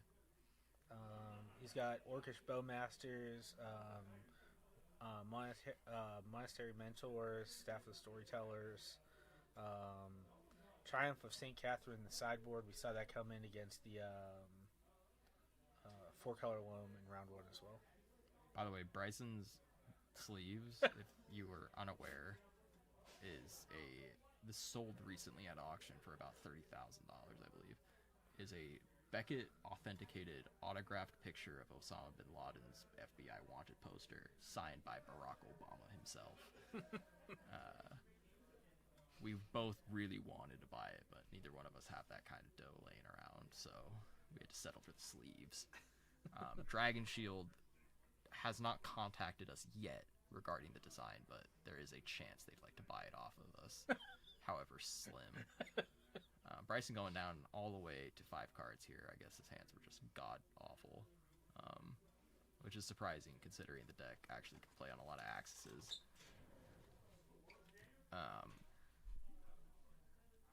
Esper Staff. So I guess Staff is a real card now. Like, this seems like a real card, right? Yeah, people are just playing this thing now. It's just... Is this going to be like is this going to be another you can play 9 of them goes up?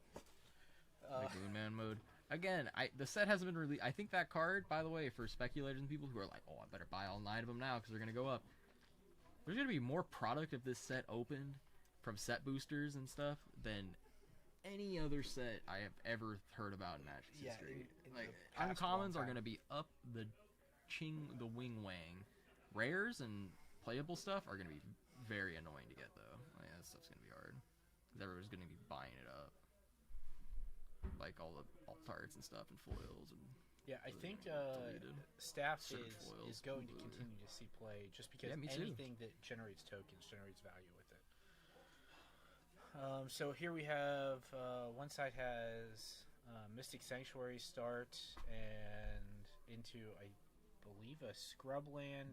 Mussy. Oh no. Orcish Bowmaster shooting the Dried Arbor before it can be tapped for mana. I don't know if Bryson can win the game.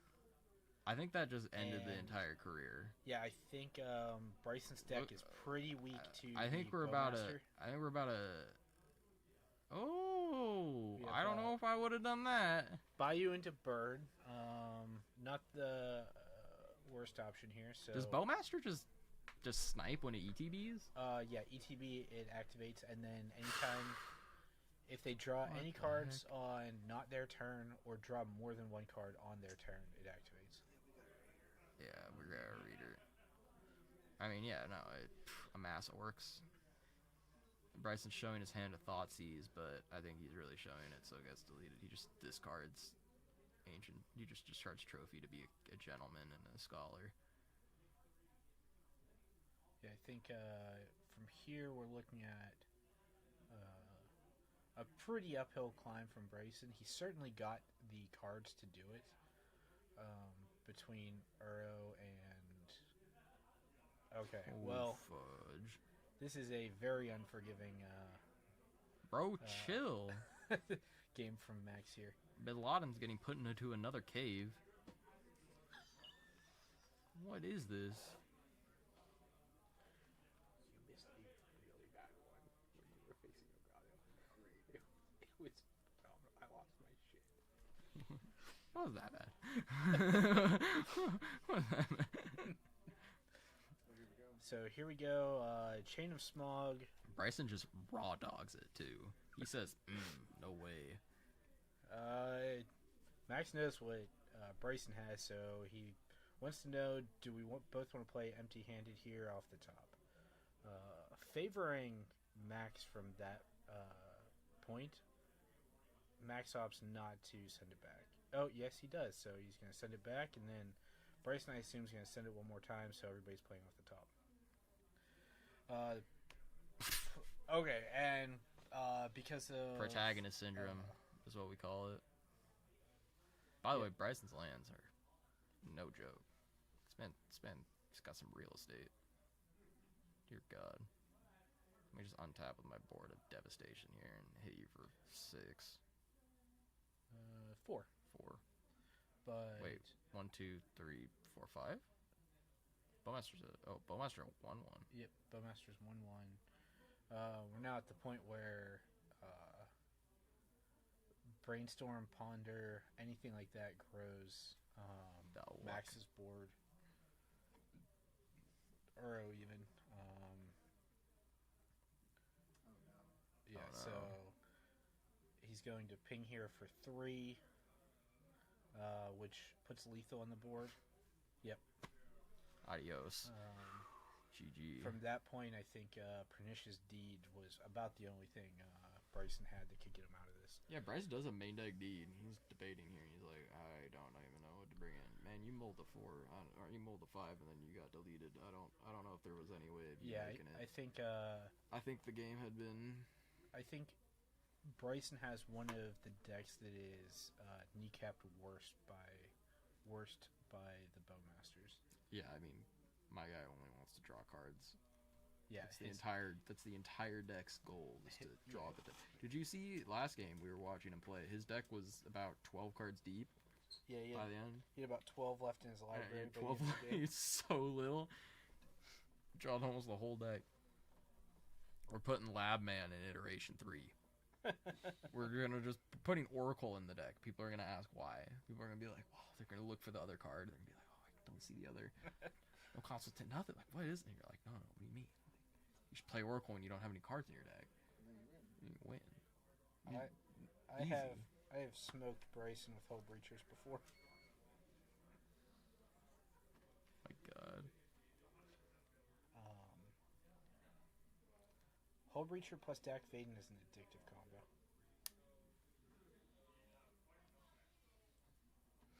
Rude. I've hit Max with Hull Breacher plus Cephalid Coliseum too. Cephalid Coliseum. The land that draws 3, discards 3. Yeah, Hull Breacher does some very rude things. And especially unlike Narset or Leovold, Hull Breacher shuts off all draws. Spirited Lab as well. Alright, so, question. Bowmaster, what's the ceiling? How much does the card gonna cost? $35. Yeah, I think it's probably hitting around its peak, but I think it's going to stay here for a while. Like, quite some time. You think? Yeah, because even though... I mean, it could be this could be a $50 card in 2 weeks. I don't think it's going to go all the way to 50, just because I think the set's going to be opened a lot. Because not only does it have a lot of value in the EDH community and the Legacy and Modern communities, but also fans of the Lord of the Rings are going to like this set. I think And you mind if I draw on the back of this real That's quick? fine. And I think the price graph is gonna look a little like this, right? Like this is like I think 100. the 1 of 1 has not been found yet, has it? No. I think the chase for the 1 of 1 is going to lead to a lot of packs being opened as well. Yeah, because it was just kind of like this kind of deal, and then Is that only in the collector boxes. Yeah, and it's not even going to be in the second print run of collector boxes. So it's only the first. Yeah, because they're already pre-pricing cards that are going to go are new collector boosters that are going to be sold in September. And they're way cheaper. They're way cheaper. They're like, yeah, like They're like $30. they're like it's like $315 for $350 for a box, $325. I saw it over 400. Well, That's for now. the one ring. Right now Yeah. they're over 400. Yeah, right now they're $459 if you want to buy one. If you go on Facebook, you can find some guys who are selling them at 400 because a lot of people pre-ordered them and just need to sell them to make their margins right now. So I know a lot of people who do have them at 400. If you still, but like TCG says 432 right now. 432. Yeah, that's caused them to go down. They were like 459. But I think the price graph for this card is kind of gonna look something like that. Where like it's already done this, it's gonna go up. It'll probably hit 50 or something stupid. It'll probably hit another dumbass number. Like once people start playing it, they're like, "Oh my god, this card's so good." Buy them all. When the set's released, the card goes up because it's being played, and everyone like the hype for it. And then where it will settle, I think it'll settle at like 25, 30. But like I think it will go up pretty significantly at the start. I don't know, like 45 might be like the ceiling on prices if I were to guess. Yeah, it's gonna hit the peak. It's gonna peak at some dumb number, and then it's gonna like. But yeah, I think it's gonna out. settle down to 25, 30. Yeah. Bryson here looking at. Price tag sucks. I don't know. That pernicious deed looks like it could be pretty good here. It seems okay. It blows up pretty much everything Max does, if it sticks. He's got the ramp through the Uro. Yeah, I guess. Max leading off with a Ponder. Let's see here. I see a Staff, a Force of Will, a Force of Negation. Debating on those cards.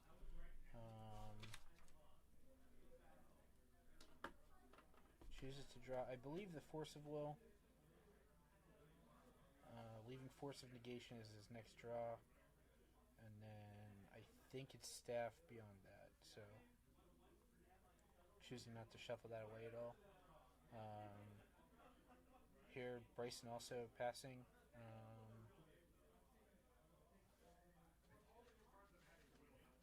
And now everything that I know about the hand is going away.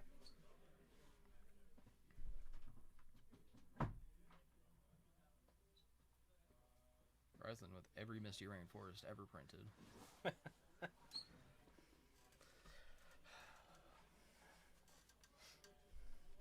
Down payment on a house sitting right there in front of Bryson. Yeah, dude, the Russian foils. God. Miracle, Triumph of St. Catherine, ripped off the top. One of the upsides here of Triumph in Brainstorm decks is being able to set it up. Set it up very easily. It's a 2-mana 5/5. Here we have Force Pitch Uro, and he's just gonna let that go. Island Pass. Looks like Russian Polluted Delta, I believe he runs. Yeah, he's got. The deck is insane. It's Sovieted up. The deck actually is approved by the Supreme Paying Leader. 3 life, fetching 3 times here. If it's not Uro, it's not sausaging. I think the cards in his hand to cast are Uro or Pernicious Deed, and I don't think he's going to cast Deed on an empty board. So I think he might cast Deed just to set it up. yeah, I mean, Max did not fight over the My God, dude, Triumph of St. Catherine, so Bryson may suspect that there's deploys no down payment to receive down payment number 2. Upgrade down payment.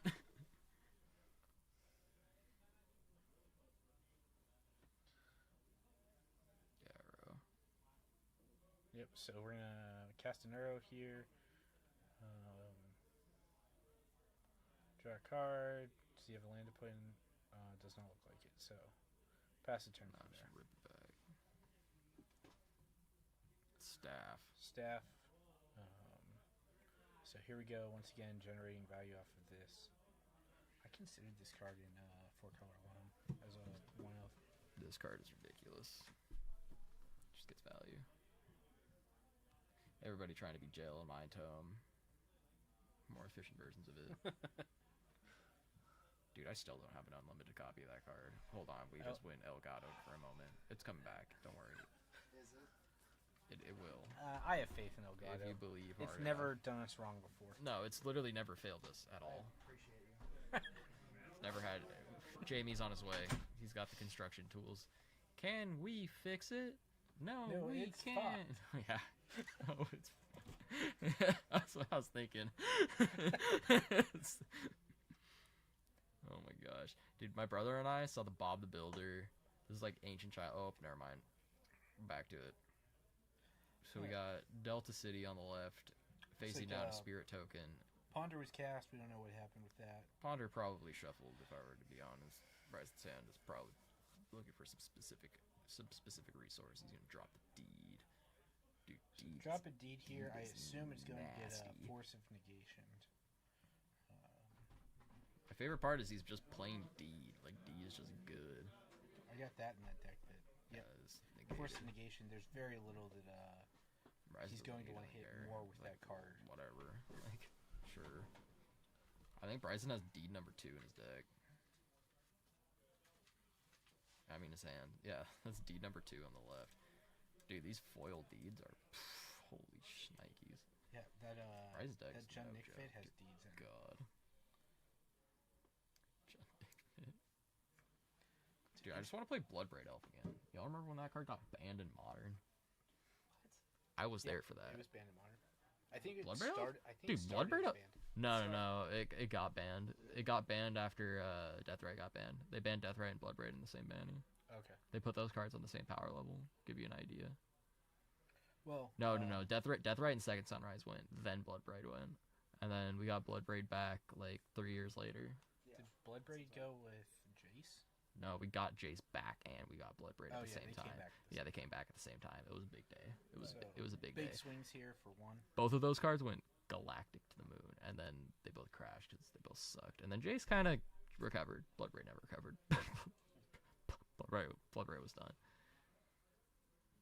God, the art for that card originally is so bad but so good. Oh yeah. It's so I- bad but so good. Yeah, it's like one of those like The reprint art is even worse. Yeah, they all look terrible. yeah. I would be playing Jund instead of Green Black Rock. Yeah, and see, he had deed number 2. What you gonna do about deed number 2?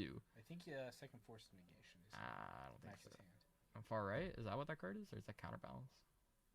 I don't think Max has counterbalance. He might. He'd be a legend if he He had. does a lot of top of the library Yeah, manipulation. bro, deed these. I don't know if you fired it off yet now though. With At this Catherine in hand. Point, yeah, at this point you just threaten. I think this is this hardcast Kathy? And Bryce is just holding deed. I mean, realistically, you're hitting only a spirit token with deed. Well, if you yeah. We're just debating if you wanted a deed so you could Uro. With 16 life and 1,000 euros, I think he can. Yeah, afford to honestly, hold his on to life it for a total is while. really not a problem with Uro. Uro kind of makes your life total pretty padded. I think it's time to escape. It puts a 6/6 in play. I mean, you get to contest the board even if he drops a Catherine. Yeah, one of the reasons Max plays Catherine is the Delver matchup, and anything that outsizes Catherine, he doesn't have a lot of answer to outside of Swords to Plowshares. So fetching here looks like it might be a hardcast force. I'd be gassed up. No, it's this. Put So- Brainstorm on top? Yeah, we're probably putting Brainstorm on top so we can recycle the. Or do you put Ponder on top in case you don't have a fetch so you don't lock yourself? No, he's gonna want to put Brainstorm because he's got Triumph in hand, I believe. Oh, yeah. So- You're right. He can put the Triumph back. Yep.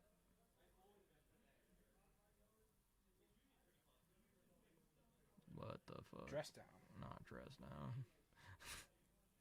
So not that great because he's still got. I don't think this works. 6/6.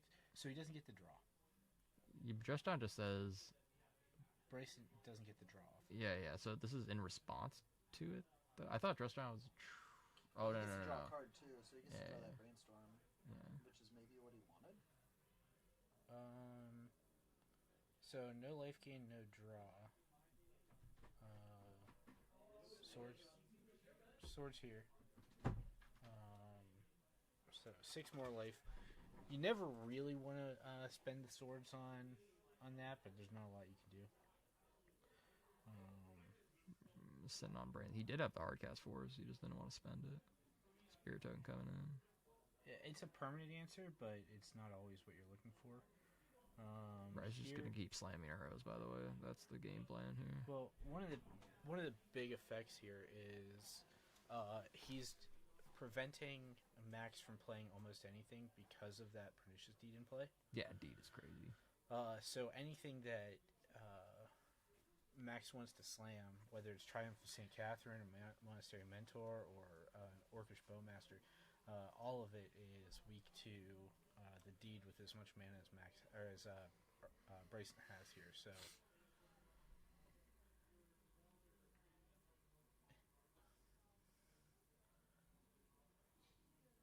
we're going back to redeciding the 2 that we want to put on top. My favorite part of about playing against Brainstorm players. While we're waiting, I guess we'll advertise a little Collector Legion thing. I guess if come down to Collector Legion or Spellhold, Pack War, Lord of the Rings with us. Is that a thing? I mean, that literally has been a thing. They just keep mentioning it out front. I mean, literally, they were just like, that's all the storefront's been trying to get me to do since I've showed up here. Pack War, Lord of the Rings. So I assume it's their new promotion. Anyways, Thoughtseize on the stack targeting. But no, seriously, there are a lot of Collector Legion boosters here. So Firecast Force, yeah. Adios. Get that Thoughtseize out of my face. Bryce is gonna fail. Veil of Summer here. Holy shnikes. So this is going to Draw him a card and get the last card out of his hand. Dude, this is disgusting. I think there's 3 in hand. He's gonna use Brainstorm here to. He's gonna use Brainstorm to protect his best card here. He protect, but he also attack. So I believe the Triumph is going on top here, but what actually ends up getting removed, kind of hard to determine. Brian Storm.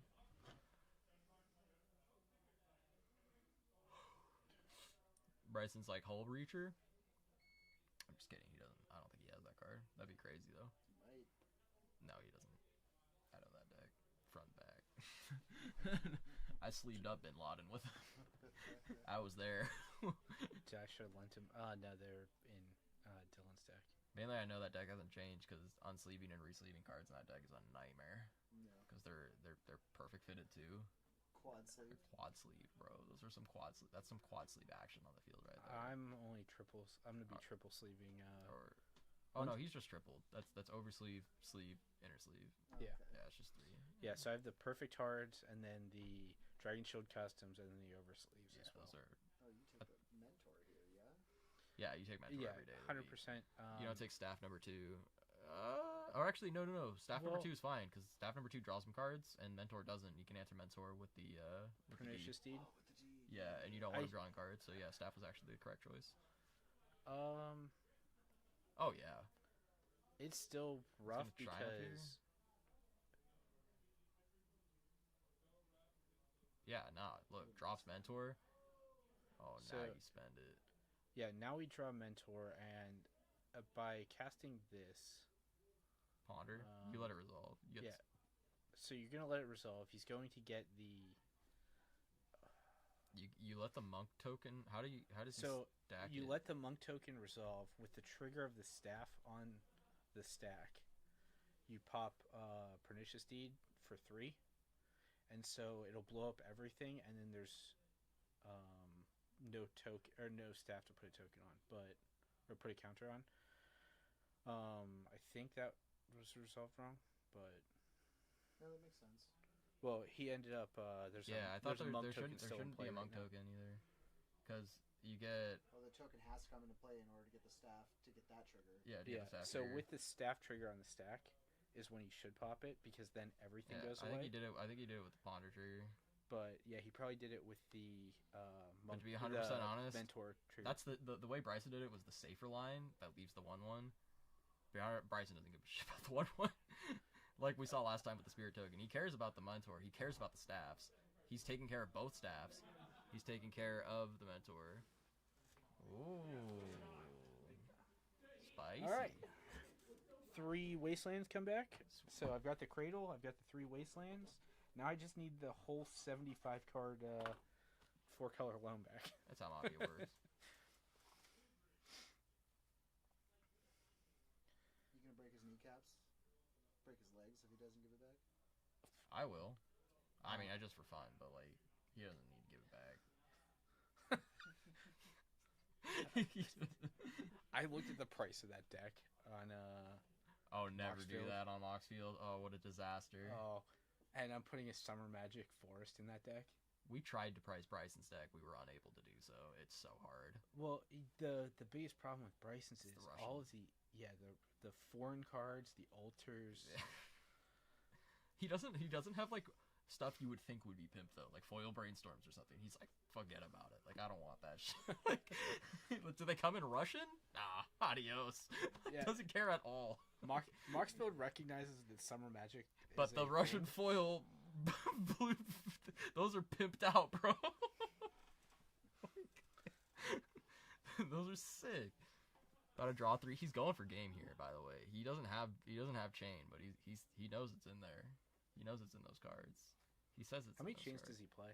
2 and 2. I think he's on 3. I think he's on 4 and 3 of a split. I think he's on 4 Witherbloom 3 chain, or he's on a 3-3 split. I don't know if he went back to the 2-2 split. The 2-2 split was bad. We never saw it. I liked. You when always he saw was- half of it. And you're like, I liked when he was on 3 chain, 2 Witherbloom with some number of green. oh, I think that's what he's on actually. Okay, yeah. I think he that's- is. I think he is on the 2 I- Witherbloom some number of Green Suns deck because he has Scavenging News in the main. Yeah, I think that is So good. that is probably Scavenging Ooze is great if you're good at grinding. That's all Bryson's good at. I mean, that's Bryson's that's our speciality. Yeah, Sith Lords, dude. I don't Grind the have hole. I don't have counter magic in mind, so the grind to late game against combo is a lot tougher. Green Sun for 2. $100 is getting Scoot. Oh, he just gets a second one. Holy Moses. Okay. Pass. Yeah, Bryson doesn't care about this monk token. Oh, drew another mentor? Whatever. Sure. Yeah, I mean, the mentor is going to be a threat here if Bryson cannot get to the chain. No. Bryson. The thing about Bryson's deck now, with 2 of these, we learned Yeah, this a long time ago. I It's guess really hard to outvalue this. I guess all of, so targets himself with the Chain of Smog over and over, and then each time Max loses 2 life, Bryson gains 2 life with the Witherbloom Apprentice. Yeah, you only need 1. But the reason why we needed Witherbloom Apprentice to be printed is because Witherbloom Apprentice states when you copy a spell with the Magecraft. All we've had whenever you cast, you lose. But Witherbloom Apprentice was A, efficient. It's 2 mana.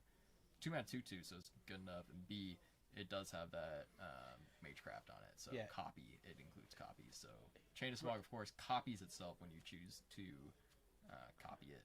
Bryson And you don't have to also pay anything to copy it. You can just copy it indefinitely.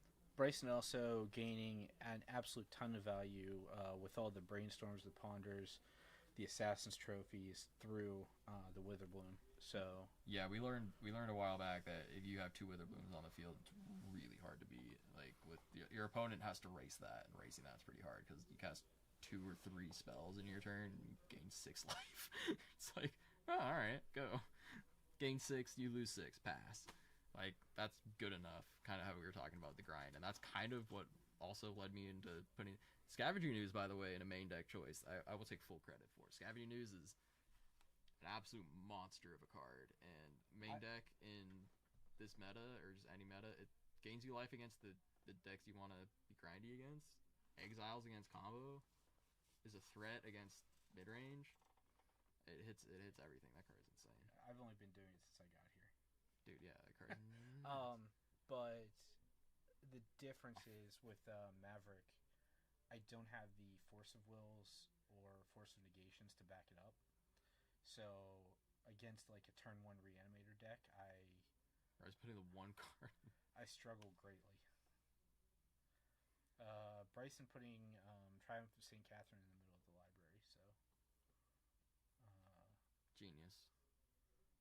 assisting there. That hand is really weird. He's got Leovold, Brainstorm, some other stuff. I think you keep that hand. I think that hand is fine. You keep that hand every day of the week. Bryson's deck plays on 9 or 10 different axes. If your opponents can't deal with all of your random stuff, you chain them. And if your opponent can't deal with all your random stuff and your chain, GG. So we have a turn This is going to be turn 2 Leovold. This is messed up. As long as there's no turn 2 Bowmaster here. Turn 2 Bowmaster Why really do you have to say that? messes with this strategy. Why would you have to say that? Why does Bowmaster just get a shoot when it ETBs? I guess it's because it's a 2-mana 1/1. If it was a 2-mana 2/1, that card just adios. That card's getting banned. They have Allosaurus Shepherd as the push. Oh my god. I remember Allosaurus Shepherd. This is Bowmaster, isn't it? Yeah, adios. That's just unfortunate. Bryson, you can't see it on his face, but he's definitely sad right now. Yeah, he's sad. Yeah, you got fucking sniped. Fudging sniped, or whatever the stream will allow me to say. I mean, that's just rough. That's just so tough. I mean, hey, Green Sunner for 1? Nah, it's worthless now. I mean, now the turn 2 Leovold play was the fun one. Yeah, I think here... Did we...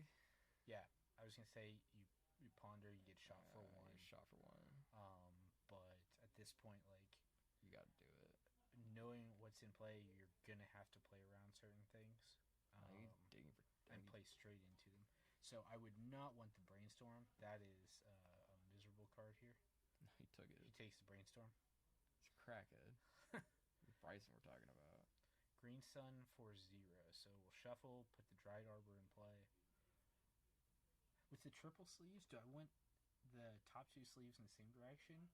Or the top sleeve opposite the art sleeve? You want it opposite the art sleeve. You want it to open from the bottom. Like, you want your over sleeves, you want them open on the bottom. So you want to be able to, like, take them off that way. I mean, I know that's the case, but I don't care for it. I mean, I put food chain in that, and you saw how huge it was. It's like this Look, tall. dude, look at Bryson's deck. The thing is the size of a pineapple. Bryson playing with a double-sleeved Bryson just has deck. giant hands, so you can't really tell. I can't shuffle that deck. I need to split I can it. shuffle it after I've taken 7 cards out. I can like just barely. I can't grip it though. Like one chungo. I'm too weak. The full 60, I cannot grip. It's hard, yeah. I was thinking about making my deck Yorion just to make it even more insufferable. So here we have... Anvil would have been sweet. Yeah, get Radiant Bud. The card does exactly what you think it does. So here, You need D, we bud. really hope for Leovold would be great. He has Leovold. Yeah, that's what I mean. Like, jam the Leovold here. Plague Engineer on Orc? What the heck? He brought it in. So, Plague Engineer, a solid card here. Let's go. So, the Amass Orcish Army is now a 1/1. It's a 1/1. I mean, that's pretty good. Plague Engineer is a 1/1 too, right? It's a 2/2.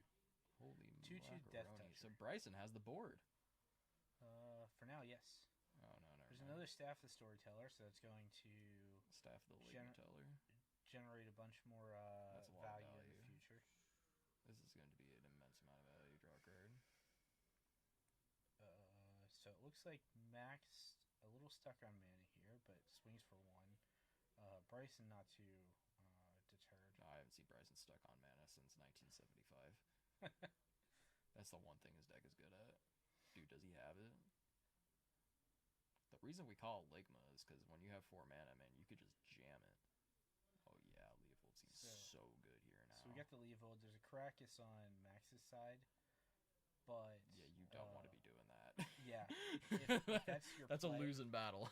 If that's your play, that's still It's a card for Bryson, and it's a land down, mana down for 3 you. mana, draw a card, Rashad Port. Pretty good. It's rough to play against.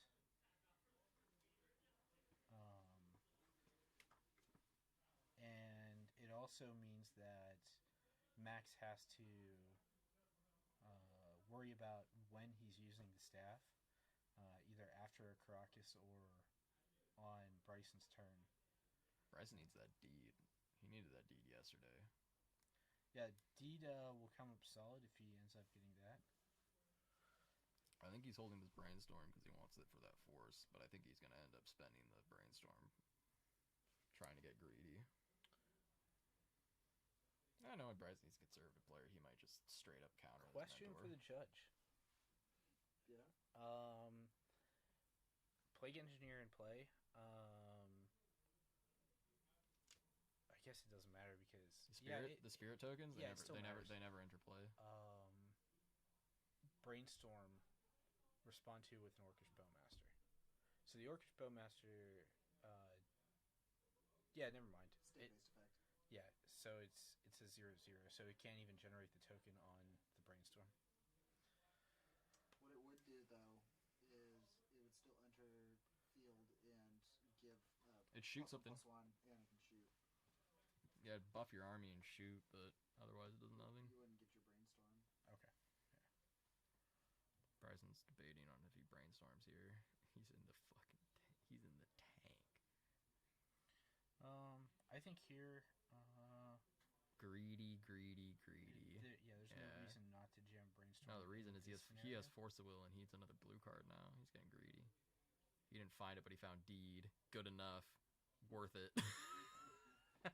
He's stoked out of his mind right now. He's like, whatever. Have your mentor. Sure. There it is. Look at him. Sure. All casual. He's like, oh man. Didn't find it. Your mentor resolves. Yeah, slam my land. So here, do you pop the Deed on 3? Oh, dude, you mush Deed. I don't mean- even. No, you pop Deed on 2, right? No, you want to hit the Catch Mentor. Yeah, I know. But do we care about Mentor? I think so. How many cards does Max have in hand? If Max has one card in hand, pop Mentor I think. and your guy, dude. I think he has more than. Oh my god, this is getting disgusting. He's gonna get brainstorm. I think he's got more than one. They're just stacked in a pile. I mean, but- my problem with cracking Deed on 3 is you kill your Leovold too. Yeah, but that's still answered. Like as bad as it is to Caracas every turn, that becomes a 3-mana taxing your opponent every turn as well. So I don't think he's that worried. I think he would rather gain the benefit of. So here, I think you just swing with the Dude, Leovold he's and in the tank though. swing with the Leovold and the Engineer. What are they afraid of? Because they're gonna get blown up anyway. Oh, dude, you gotta make sure D resolves. You gotta cast that first, depending on how many cards Max has in hand. Because if D gets countered here, yeah, dude, mush. Is Leovold a 3/3 or a 4/4? 3/3. Guess it'd be kind of wild if it was a 4/4. If it was a 3/4, the game. If it was a 2/4, it would be so good. Yep, you have to worry about that that dangerous it dies to bolt scenario. Yeah, now Bryson's like, uh-oh. Don't let your deed get countered. Oh shit. It is getting countered. So yep, looks like there's going to be a force here. It's now Does we have Bryson to have force back? What's the other card in his hand? I'm not sure what the second card in Bryson's hand is. I think it's Trophy. Oh, monk.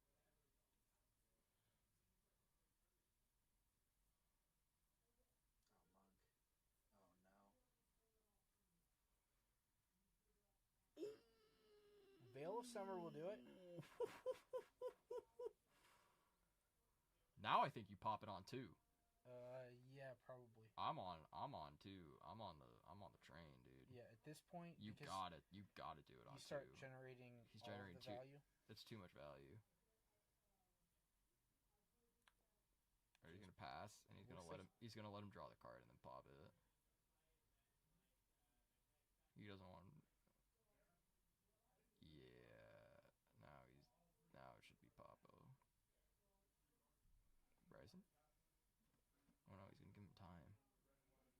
correct this is, but That's giving him a lot of draws. Well, he can't get a lot of draws because of Leovold. holy shit, Obama. So- I forgot. Wait, was he allowed to draw that card there? Yes, he can That draw was, one that card was per one turn. card though. He hadn't drawn a card Yeah, prior to that. It's not Yeah, Hull yeah, Breacher, which is Yeah, in yeah. I know. most Hull cards. Breacher is no joke. Yeah, yeah. Hull Breacher sucks. Leovold lets you draw one, like Narset and Spirit of the Lab. Ah, okay, cool.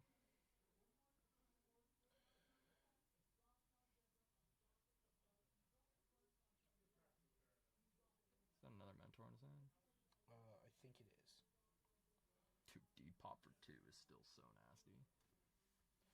But like Bryson can also just take 3 damage here. He has the Brainstorm in hand.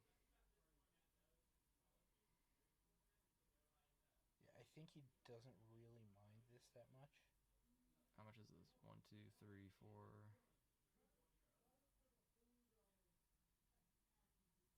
So take 4. Sure. Buy Dryad Arbor. It's never been more exciting. Bryson is the most conservative player I've ever met. The man blocks Dryad Arbor. Legend. Man fetched it out turn 1 with a green Zenith, by the way. Turn 2. I have no idea what they're doing now. They're checking the history of the life totals. Oh, I didn't know you could do that. Yeah, Carbon's no joke.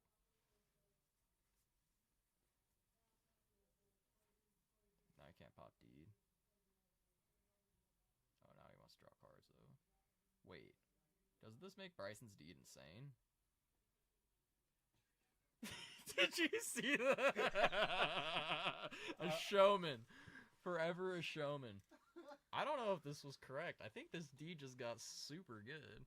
Or no, he's trying to bait out the Deed because he has another mentor in his hand. Or he just plays second mentor and loses the game. He's got a Prismo in his hand. He's gonna Prismo that deed right now. Yeah. He's just gonna end the Deed. I mean, Prisma the Deed, you let it resolve, and then you still, or you let the mentor trigger resolve, and then you still pop it. Yeah. You don't get to draw. You don't get the stabs. Yeah, you don't get to, or yeah, you don't get to stop the stabs, but Deed for 3 or Prisma for 3. yeah. So here, you let the mentor trigger resolve. Bryson's got Brainstorm. Wait, didn't he Veil this turn? That was last turn. Yeah. No, that was That was this. on his turn. Yeah. Bryson Fine Force. Oh my god. What a fucking legend. Well, he had force. He needed to find a blue card, I believe. Backbreaking, by the way. Well, no, he had a blue card. He had Leovold. He just didn't want to spend Leovold, so he found That's another what I card. mean. Yeah, He yeah. also had the brainstorm. Dude, what a god. He is the greediest player. He's the greediest player I've ever met. All right, so now Now his Deed is gonna swinging explode. for 2 and just. It's go gadget time, my guy.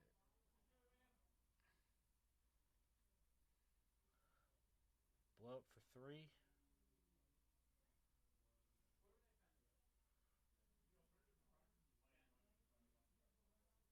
Boom. That's- And boom goes the dynamite. That's the entire board. That is the whole board. Oh, Bryson Land, has a land. Does he have? And if he jams a Leovold here, He should. then Max can't cast Mentor, and oh yeah, he can Mentor and Caracas. That's Bryson. Going on. Yeah, he was fetching. Wait, does cast- Bryson? Oh, he does have the land. Yeah. He's trying to figure out what to get. He should get the Volcanic Island. Oh no, you can't get the Volcanic Island. Yeah, you can't get the Volcanic Island. You should get the Volcanic Island. Grab the Vault, bud. What reds he got? Huh? What red does he even have? Pyroblast.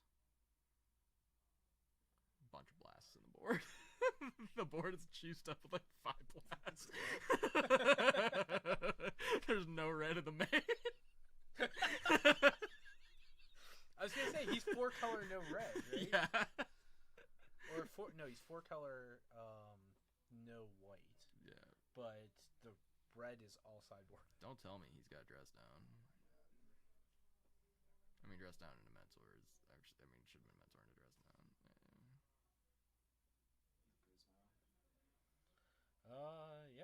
pretty good. That should be exiled. I don't think it matters. That does. Bryson has escapes.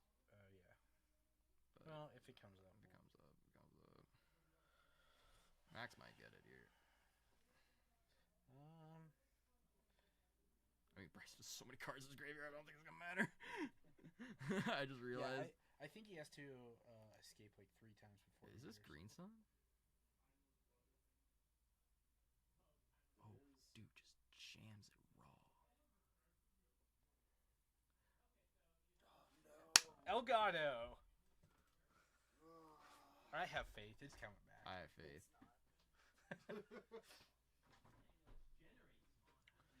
So here we can see that Max is casting the Mentor. Definitely looking to cast a follow-up spell. I'm not sure which one yet to generate value following that. So he ends up with 2 creatures on board, and then he can start actually threatening, even without attacking, just by the monk tokens, leaving the Mentor back and safe. You wrote it under ground seed. Corrected that board state. Oh, did you put the thing in exile? I did. Thank you. We Still fixed. don't have- Jamie fixed our exile zone. Thank God. Still don't have. Yeah, we are still late Really? mode. Yeah. Let me make sure there's 75 here. Oh, always. Deck's Oh, goddamn. is there sideboard stuff? Yeah, this is sideboard. Okay.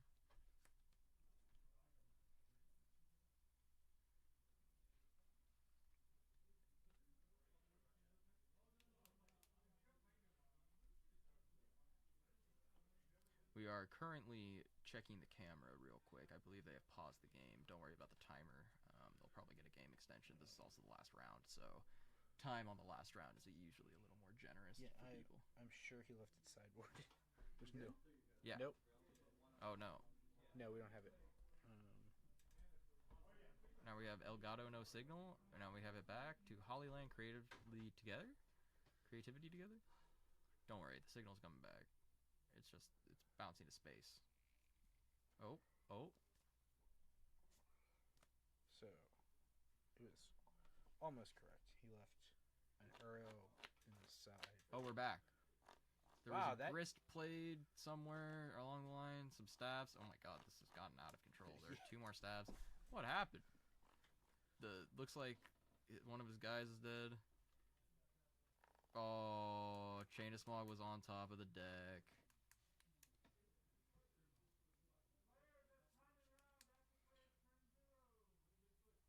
Oh, they played it out.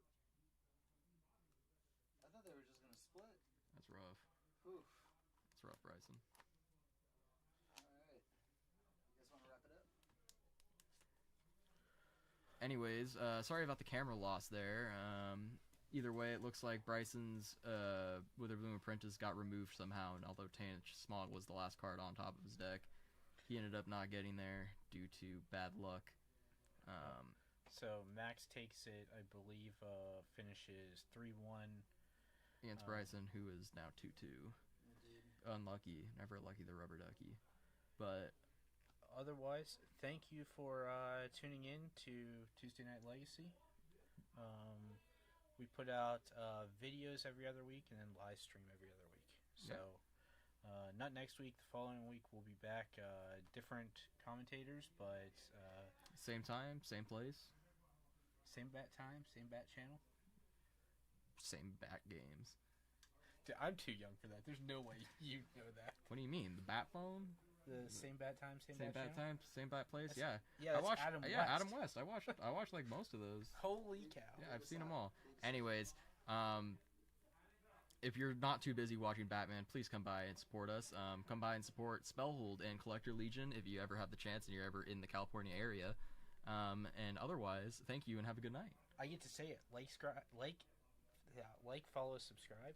Sure. Like, whatever, Sounds good. Yeah, whatever yeah, the YouTube yeah. one is. Hit the bell. Yeah, the bell Smash that icon. bell icon. Smash the bell icon.